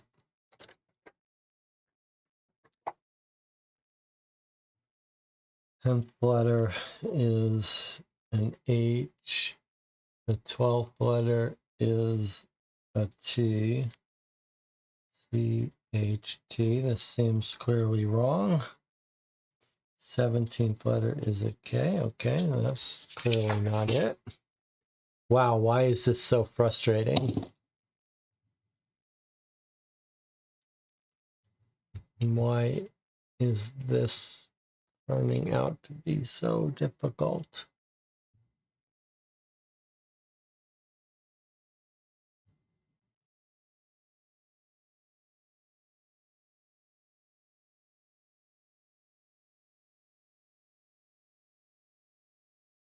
Okay, I'm ready for a solution.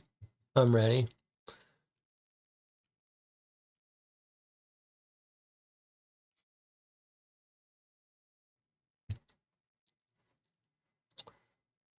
Nelson says, stronger hint is the order of letters is not top down. Stacy says, you're on the right track by putting the numbers in order. And Tina says, you're making this more difficult. Stacy says, no.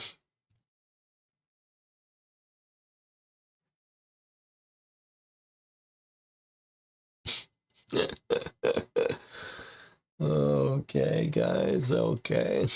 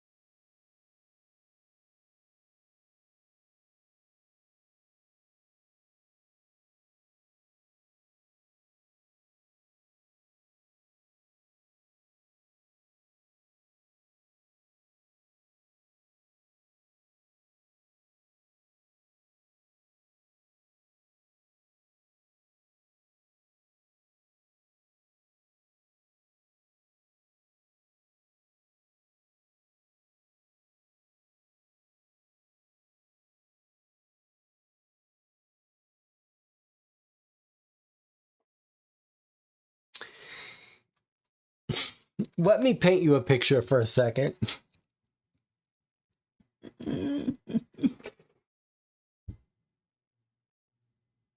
Let me leave aside the details of what's happening. Let me paint you a picture of what it feels like for me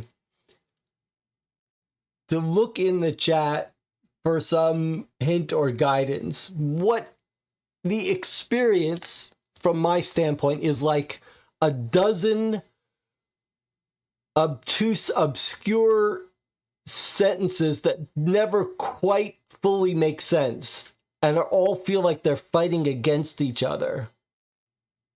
So, for example, I look at a statement like write the letters in order from 1 to 26, 1T, 2L, 3C. I look at this and I think, what are you talking about? What do you mean 1T, 2L? And it's like, what do you, 1T, like, where's 1T, 2L? And then there's a million of the different sentences coming in different directions. Where is my little timeout, I'm in trouble button? Where is my timeout, help, I'm in trouble buttons? Where are they all? Is this it? Doesn't seem to do anything.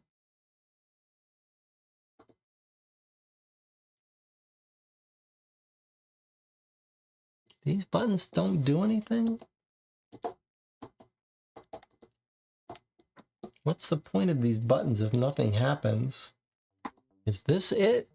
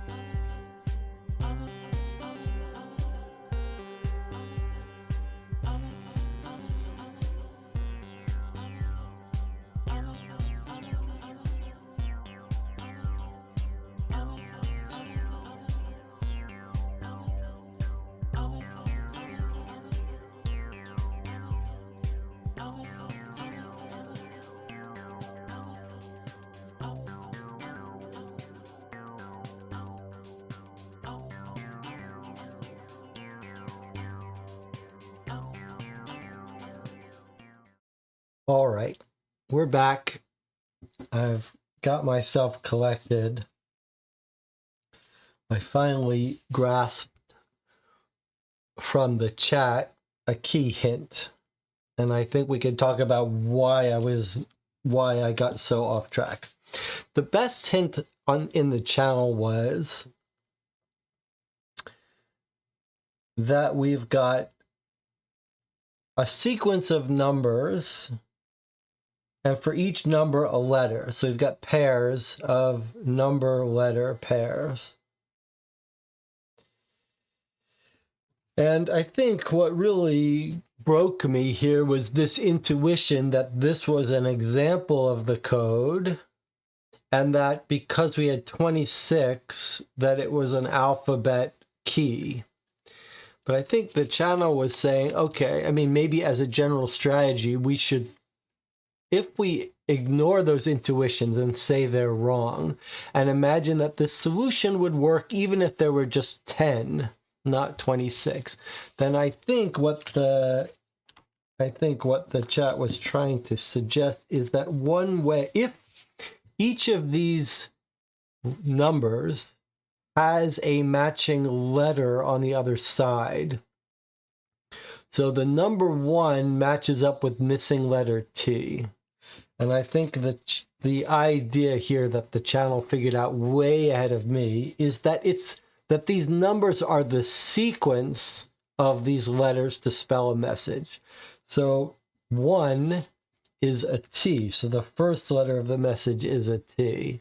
And then the second letter of the message is the 2, which is the letter I. And then the third letter of the message is 3, which is the letter C. And then the fourth letter of the message is the letter K. And you can see already that it's going to say TikTok. Fifth letter of the message is the T. So TikTok. That's the 8th letter of the message. 9th letter of the message is going to be an I. 10th letter of the message is the S. TikTok is. 11th letter is an L.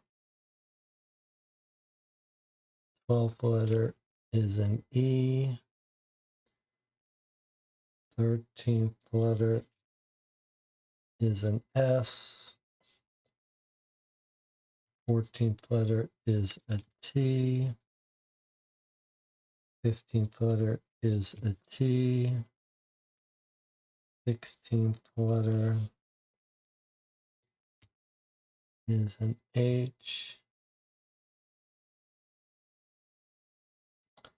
16th letter is an H. 17th letter is an A. 18th letter is an N. 19th letter is an F. 20th letter is an O. 21 is R. 22 is T. 23 is Y. 24 is T. 25 is W. 26 is O. Okay, TikTok is... Seems like something went slightly wrong. This is clearly the word 2. This is 42. What has gone wrong here? Oh, less than. This is surely was supposed to be an S. TikTok is less than 42. Okay, this guy's 33 years old. So this sounds like it might be just a clue that Nancy has figured out that TikTok is less than 42 years old. All right, so that's a reasonable thing, and something maybe that as a person playing puzzles I should have considered, that this could be an ordering of letters, but it was nearly impossible for me to escape the idea that this was a coincidence of 26 letters in the message. It's just a complete coincidence that there are 26 letters in this message. And then that this was unrelated was just something that I could not accept. But many of the games I like Crack the Case or Three Secrets, demonstrate that one of the largest problems for humans, and especially me, but for everyone, in solving puzzles is perseveration. That's a term from cognitive science, neuroscience, perseveration. You get locked into something and you perseverate on it. You cannot get yourself off it. And it feels like a whole host of failures in human reasoning have to do with getting stuck. The whole tip of the tongue phenomenon, all of that stuff is related to getting stuck in a sort of local minima, getting stuck on an idea, and you just cannot shift yourself off it. Okay, but thanks to the channel for putting up with me. Okay, maybe the Nancy Zup will be necessary in future weeks. I think that makes sense. It said the messages were unrelated. Well, it said that this message was unrelated to this message, which we had already figured out. It didn't say that this was unrelated. All right, so we got a little bit of a clue about TikTok, and this guy is still a candidate for TikTok. Maybe at the end of this, that's what we're going to be trying to do, putting all the clues together for TikTok.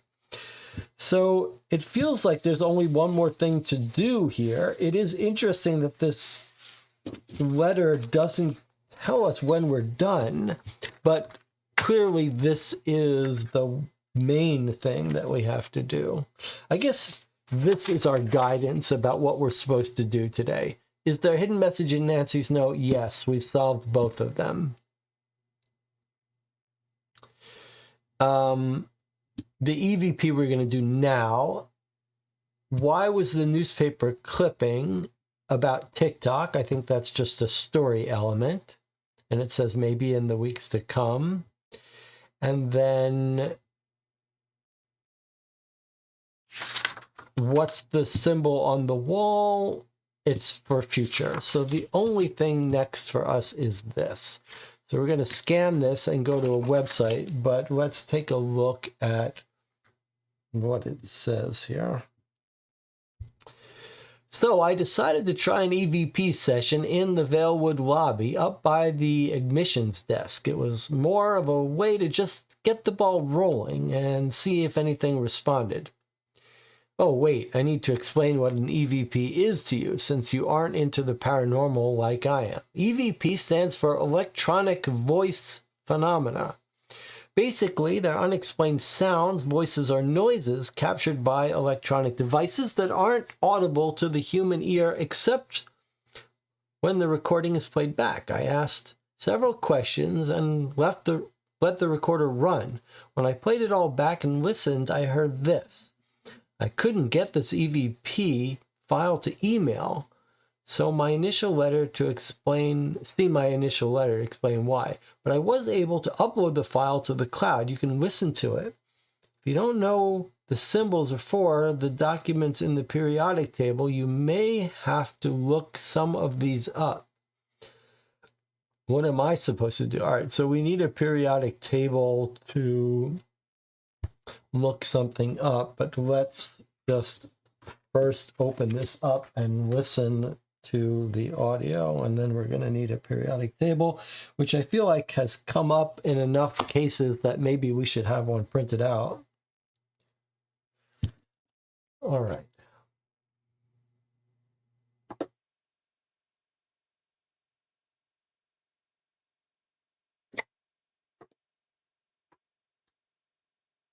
Let me know if it's too loud or too quiet.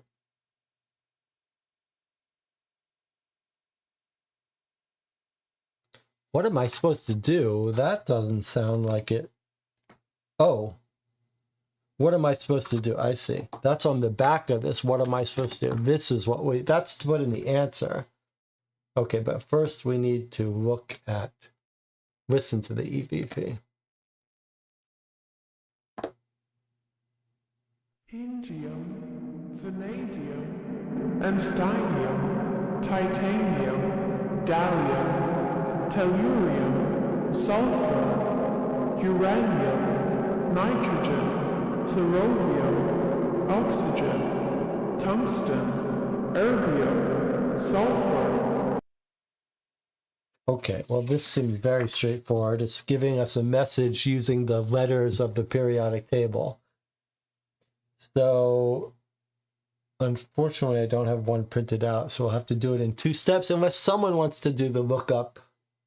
Let's just write it out, though. Indium, vanadium, enstymium, titanium, gallium, tellurium, sulfur, uranium, nitrogen, fluorovium, oxygen, tungsten, erbium, sulfur.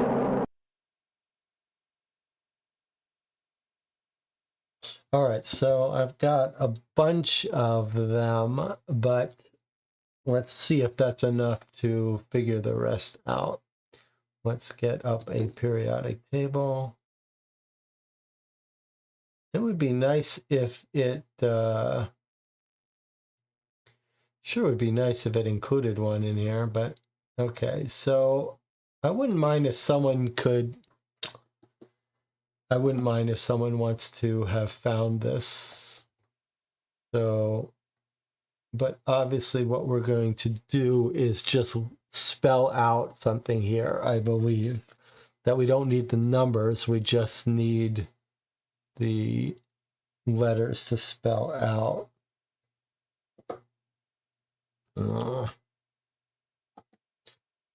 All right. I'm just trying to think the way to do it so we could do it. So Einsteinium was the second one.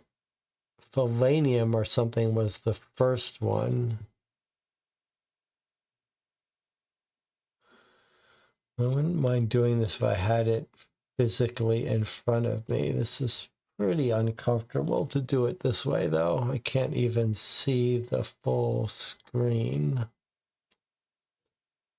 Okay.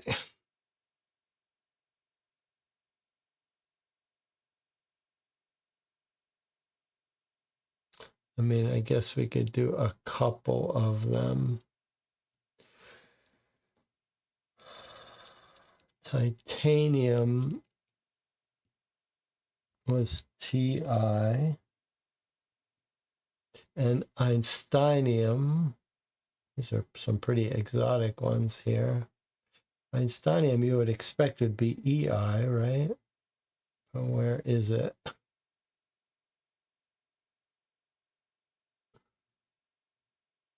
And why is some of this cut off?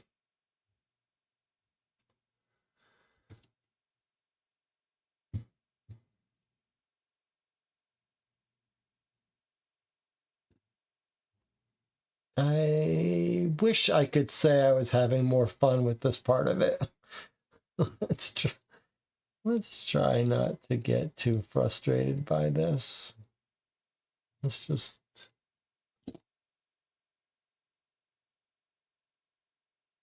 Tellurium was the Te.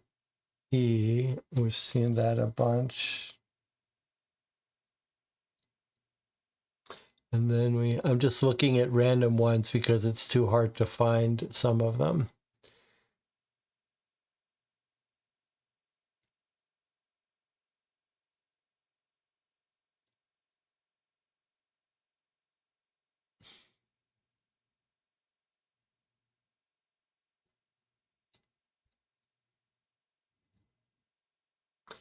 Most of these are just their letters, right? So uranium.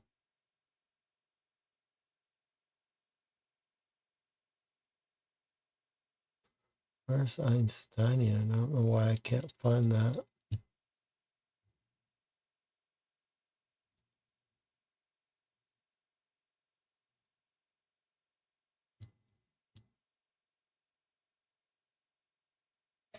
One was thallium.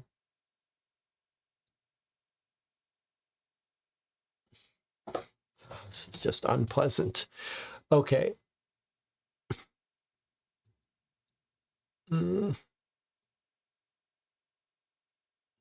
There's Einsteinium ES. Be nice maybe if we had a table that we could type into.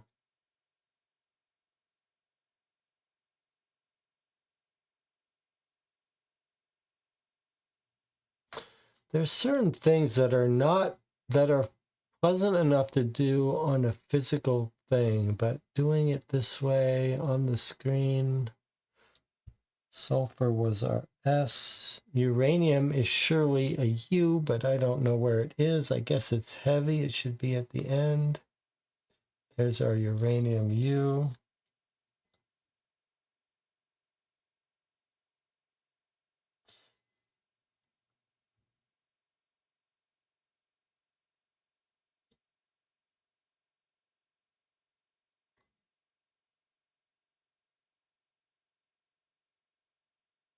I mean, I suppose the reason to go through all this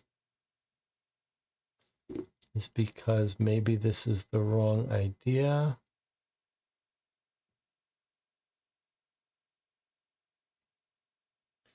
Sulfur is an F. What was the palladium one that was first? Does anyone, was it polonium? Tungsten is a W, and that's a little harder to find. And what was the gallium?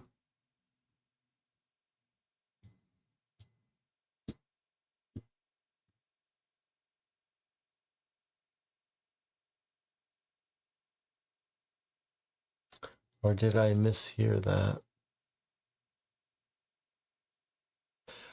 Okay, I have to not let myself get irritated here. We've almost got it. Let's just try to enjoy this and not feel like... Indium, vanadium, Let's try to hear what this first one is. indium, vanadium, enstymium, titanium, gallium, tellurium, sulfur, uranium, nitrogen, fluorovium, oxygen, tungsten, erbium, sulfur. Okay. So the first one was like indium.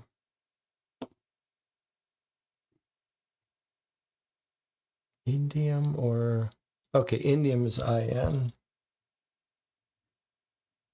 Okay. And then what was this one that I have the biggest trouble with was like a pH, polonium or something. Vanadium. Indium is IN. Okay, I've already got that one.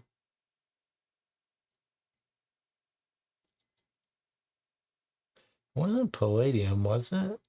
What was that first one? It's like polonium. Could be an S, could be a pH.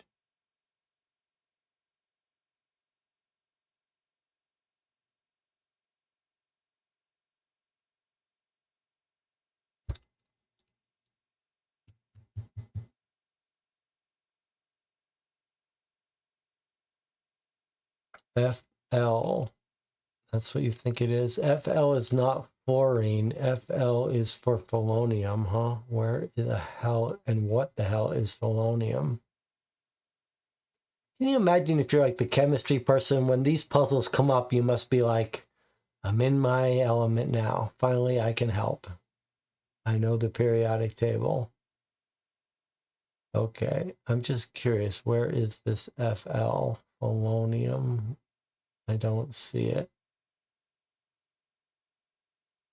Human brain was not meant to do this kind of pattern recognition. Okay, fluorovium or something, FL.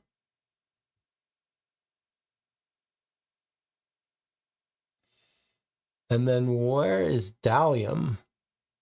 This doesn't feel like it's a message anymore. INFLESTITESU. Use it self the trying to read it backwards. All right, well, let's keep going and then we'll try to arrange this. So where is our Dalium, if I'm hearing that correctly? And if not, what is it?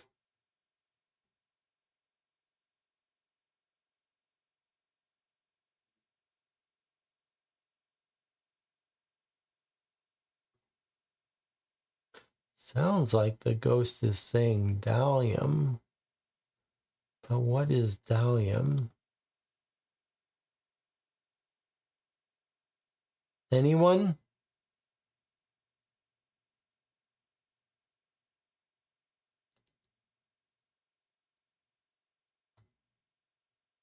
Sometimes I find it very confusing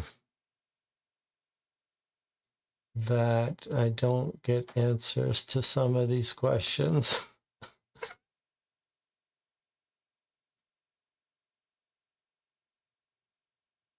Is it gallium? That's a very good guess. That it's not dalium, it's gallium.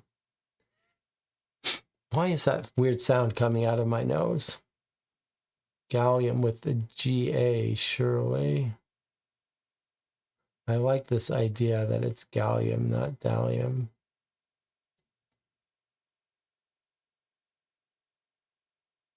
Why is it so hard to find things?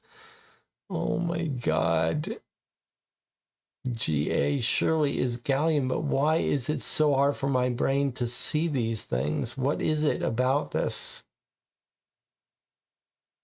Calcium is Ca. Where the F is gallium, and why is it so hard?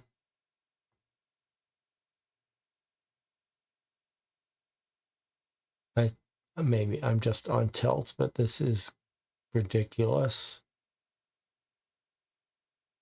Where is gallium? I don't understand it. Where is it? Why can I not find it on the periodic table? It's GA. I get it. Okay, that's useful that it's GA. Now, why is it not? Why can I not find it? I'm just going to write it down. For somehow my brain cannot find it on this list.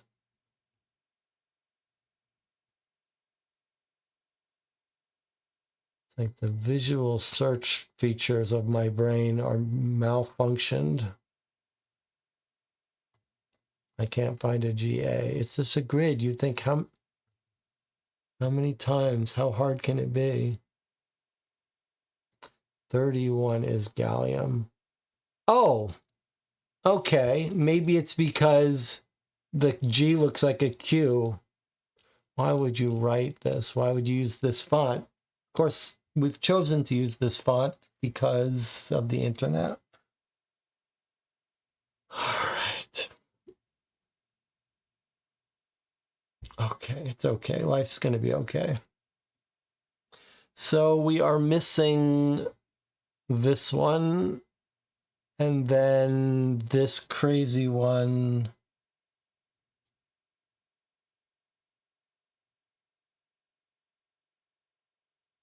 I don't know what she said here. All right, is this enough to make sense of this message?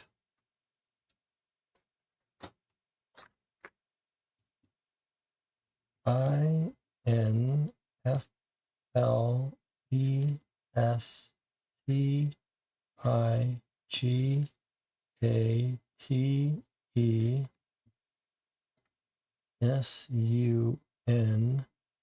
blank O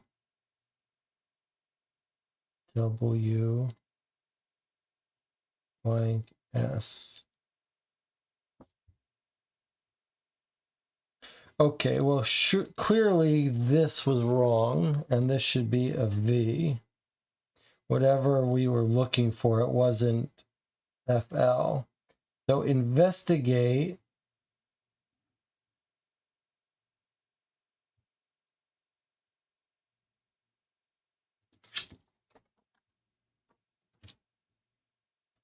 Investigate.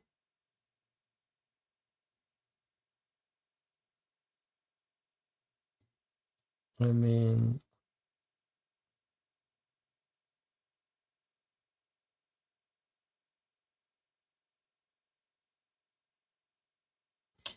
is this someone's name? What was the...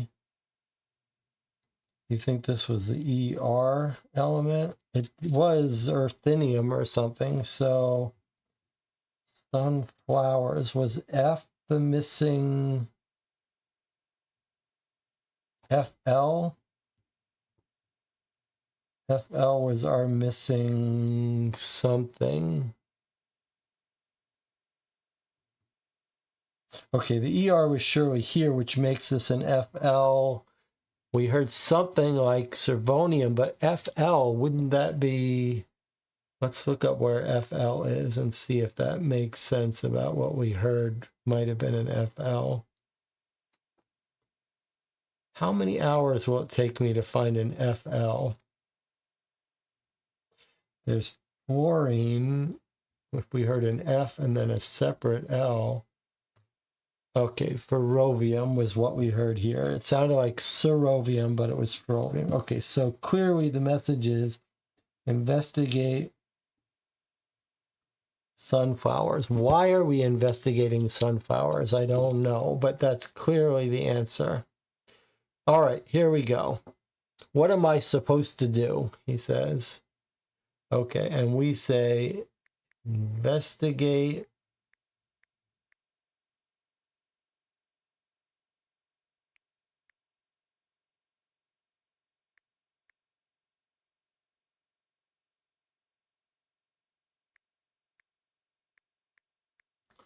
sunflowers.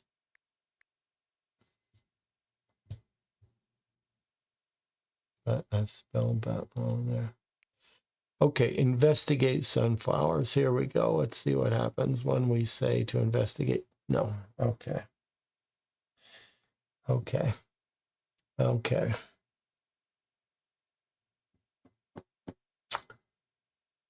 Okay.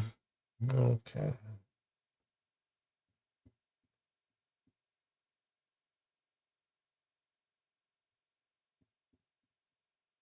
Okay.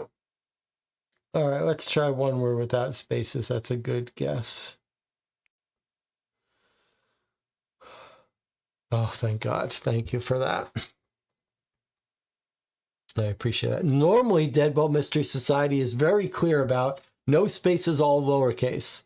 We didn't get our reminder here. Did we get it here, though? So normally they're very good about reminding you when you put in something, no spaces, all lowercase. In this case, it looked like a website should be able to be forgiving of that, but it wasn't. All right, well, we've solved that clue. When you access Elijah's file in the cloud, you unlock his research with the password investigate sunflowers. The file contains a note and an image from him. Elijah's message reads, by the way, if it had said put in the password to a file, then it would have been natural to say, okay, probably no spaces, lowercase. But it said, what am I supposed to do? And if someone's asking you, what am I supposed to do? Then it makes sense we would type in the sentence, investigate sunflowers. So that's a very weird choice there. Choice of design. But now let's read this story. Deep breaths, deep breaths. So, you got the same info from that EVP as I did. Good. I'm not going crazy. I did what the ghost told me to do in the EVP. I remembered seeing a reproduction of Van Gogh's sunflowers in a nearby hallway. Van Gogh. I looked behind the painting. Lo and behold, I found another note from Nancy. Not to brag or anything, but I'm doing a lot better than all those fancy psychics and investigators you paid a fortune to search for your daughter. Gold star for me. Anyway, here's what the note from Nancy said. So, you're following my breadcrumbs as I intended. I'll refer to you as Hansel. You can refer to me as Gretel. Or not. By now, everybody has heard of the serial killer the newspapers are calling TikTok. I think he, or she, is either a staff member here at Valewood or a patient. I think the motive behind the killings can be found here. I have a list of suspects that all have ties to Valewood. I'm checking each of them out and learning what I can from the spirits. The first suspect on my list is Kevin Leclerc. He's an orderly. Why is he a suspect, you might ask? Well, for starters, he and victim number 8, Janet Watkins, were an item that ended badly. So there is some bad blood there. Also, the patient in 164 has been saying tick-tock, tick-tock over and over again. I heard him earlier today when I was checking the place out. The symbol patient 164 is drawn on his wall matches a tattoo that Kevin Leclerc has on his bicep. I need to figure out who patient 164 is. There are only a couple of weeks left before they close Valewood down for good. So I have to make our time here count. Good thing Jansen is friends with the chief of surgery here. That's the only reason we have access to anything. But he just thinks we're ghost hunters. He doesn't know the reason why I'm here. If I get a message from the other side, I'll leave it for you in case you can make use of it somehow, assuming I don't solve the case. Off to the morgue, I'll leave my next round of findings there. Check the air vent. So just to be clear, Nancy and her friends have gotten access to the sanatorium while there's still patients there. Now it's all abandoned, but at this time they were still taking care of patients, and it's clear our case is focused on this serial killer TikTok and trying to figure out who it is.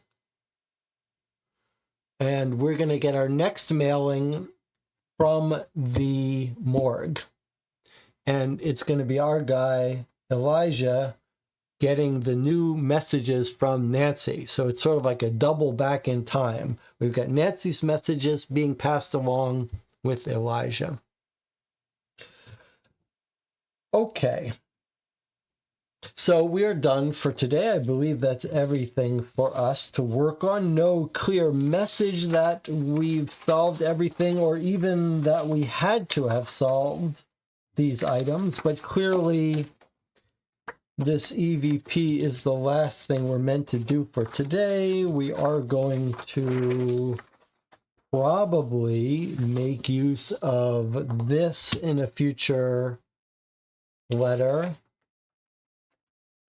Maybe we'll get another message from Arlo, maybe not. Clearly this is going to be used in a future case.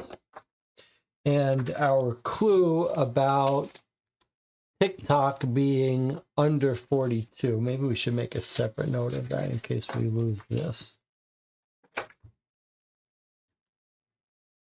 TikTok is under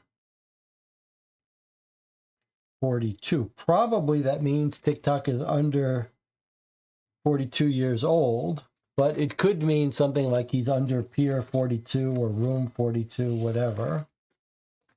And then maybe we'll leave, we're going to make some notes for ourselves since this is going to continue over 3 months. So on episode 1, we got this message, and then we didn't do the symbol. The symbol of the tattoo, and we didn't do Nancy. We didn't do the Nancy message. This is just so we can keep track of what stuff we haven't figured out and solved.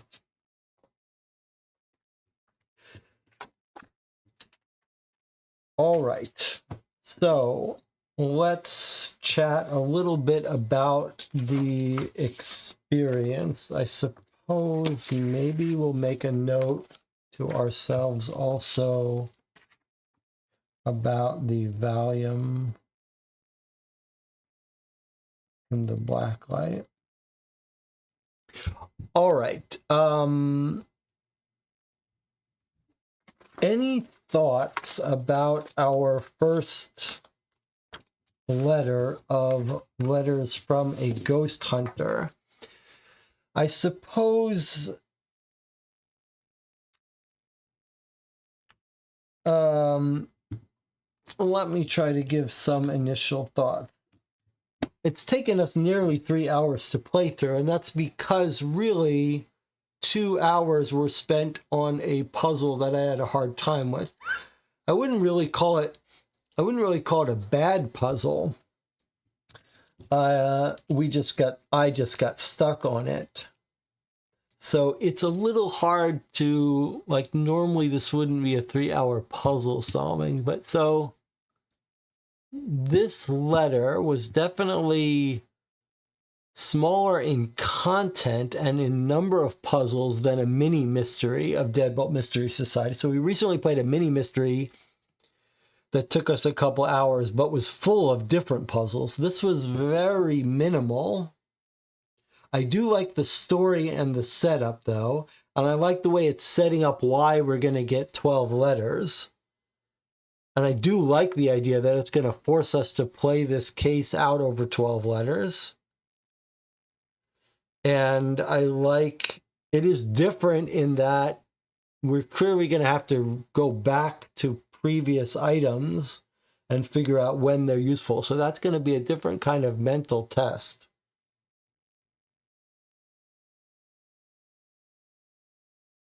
Otherwise, it does feel very much like the storytelling of Deadbolt Mystery Society, and not everyone likes it.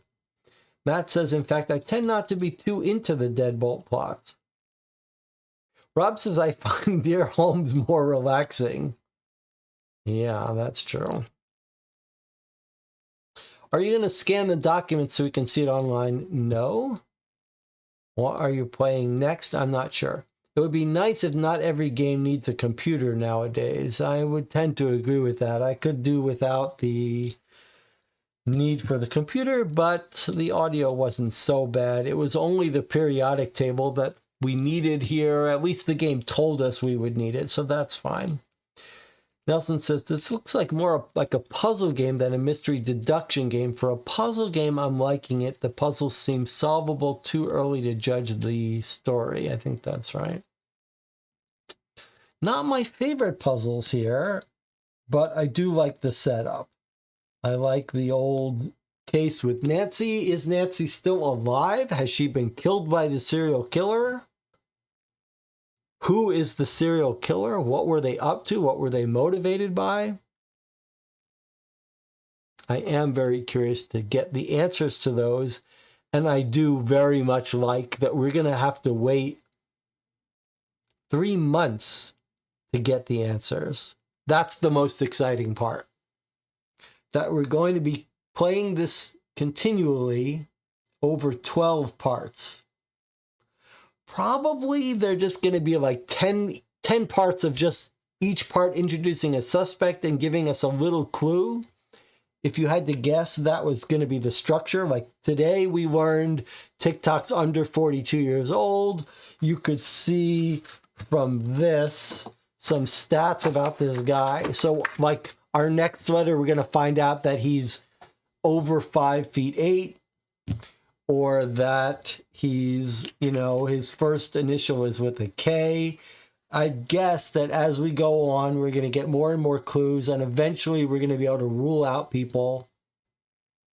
And by the time we get to the 12th letter, it'll point to a unique person who's got blonde hair, under 42, over 5'8", etc.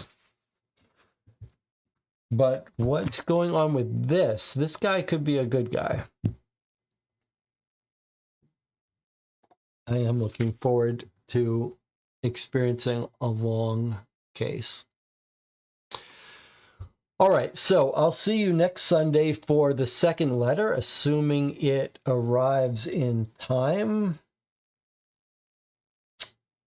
Before then, we'll surely be playing something else on the channel. I do want to get through more of those unboxed puzzles. I do want to play some classic Sherlock Holmes Mansion Murders. If you have some suggestions for what you'd like to see played on the channel, go to the Board Game Geek Guild for this channel. There's a link on the YouTube page. There's a game queue thread, or just post anything on that forum. Thank you again to the Patreon supporters who made it possible to purchase this game. I'll see you next time.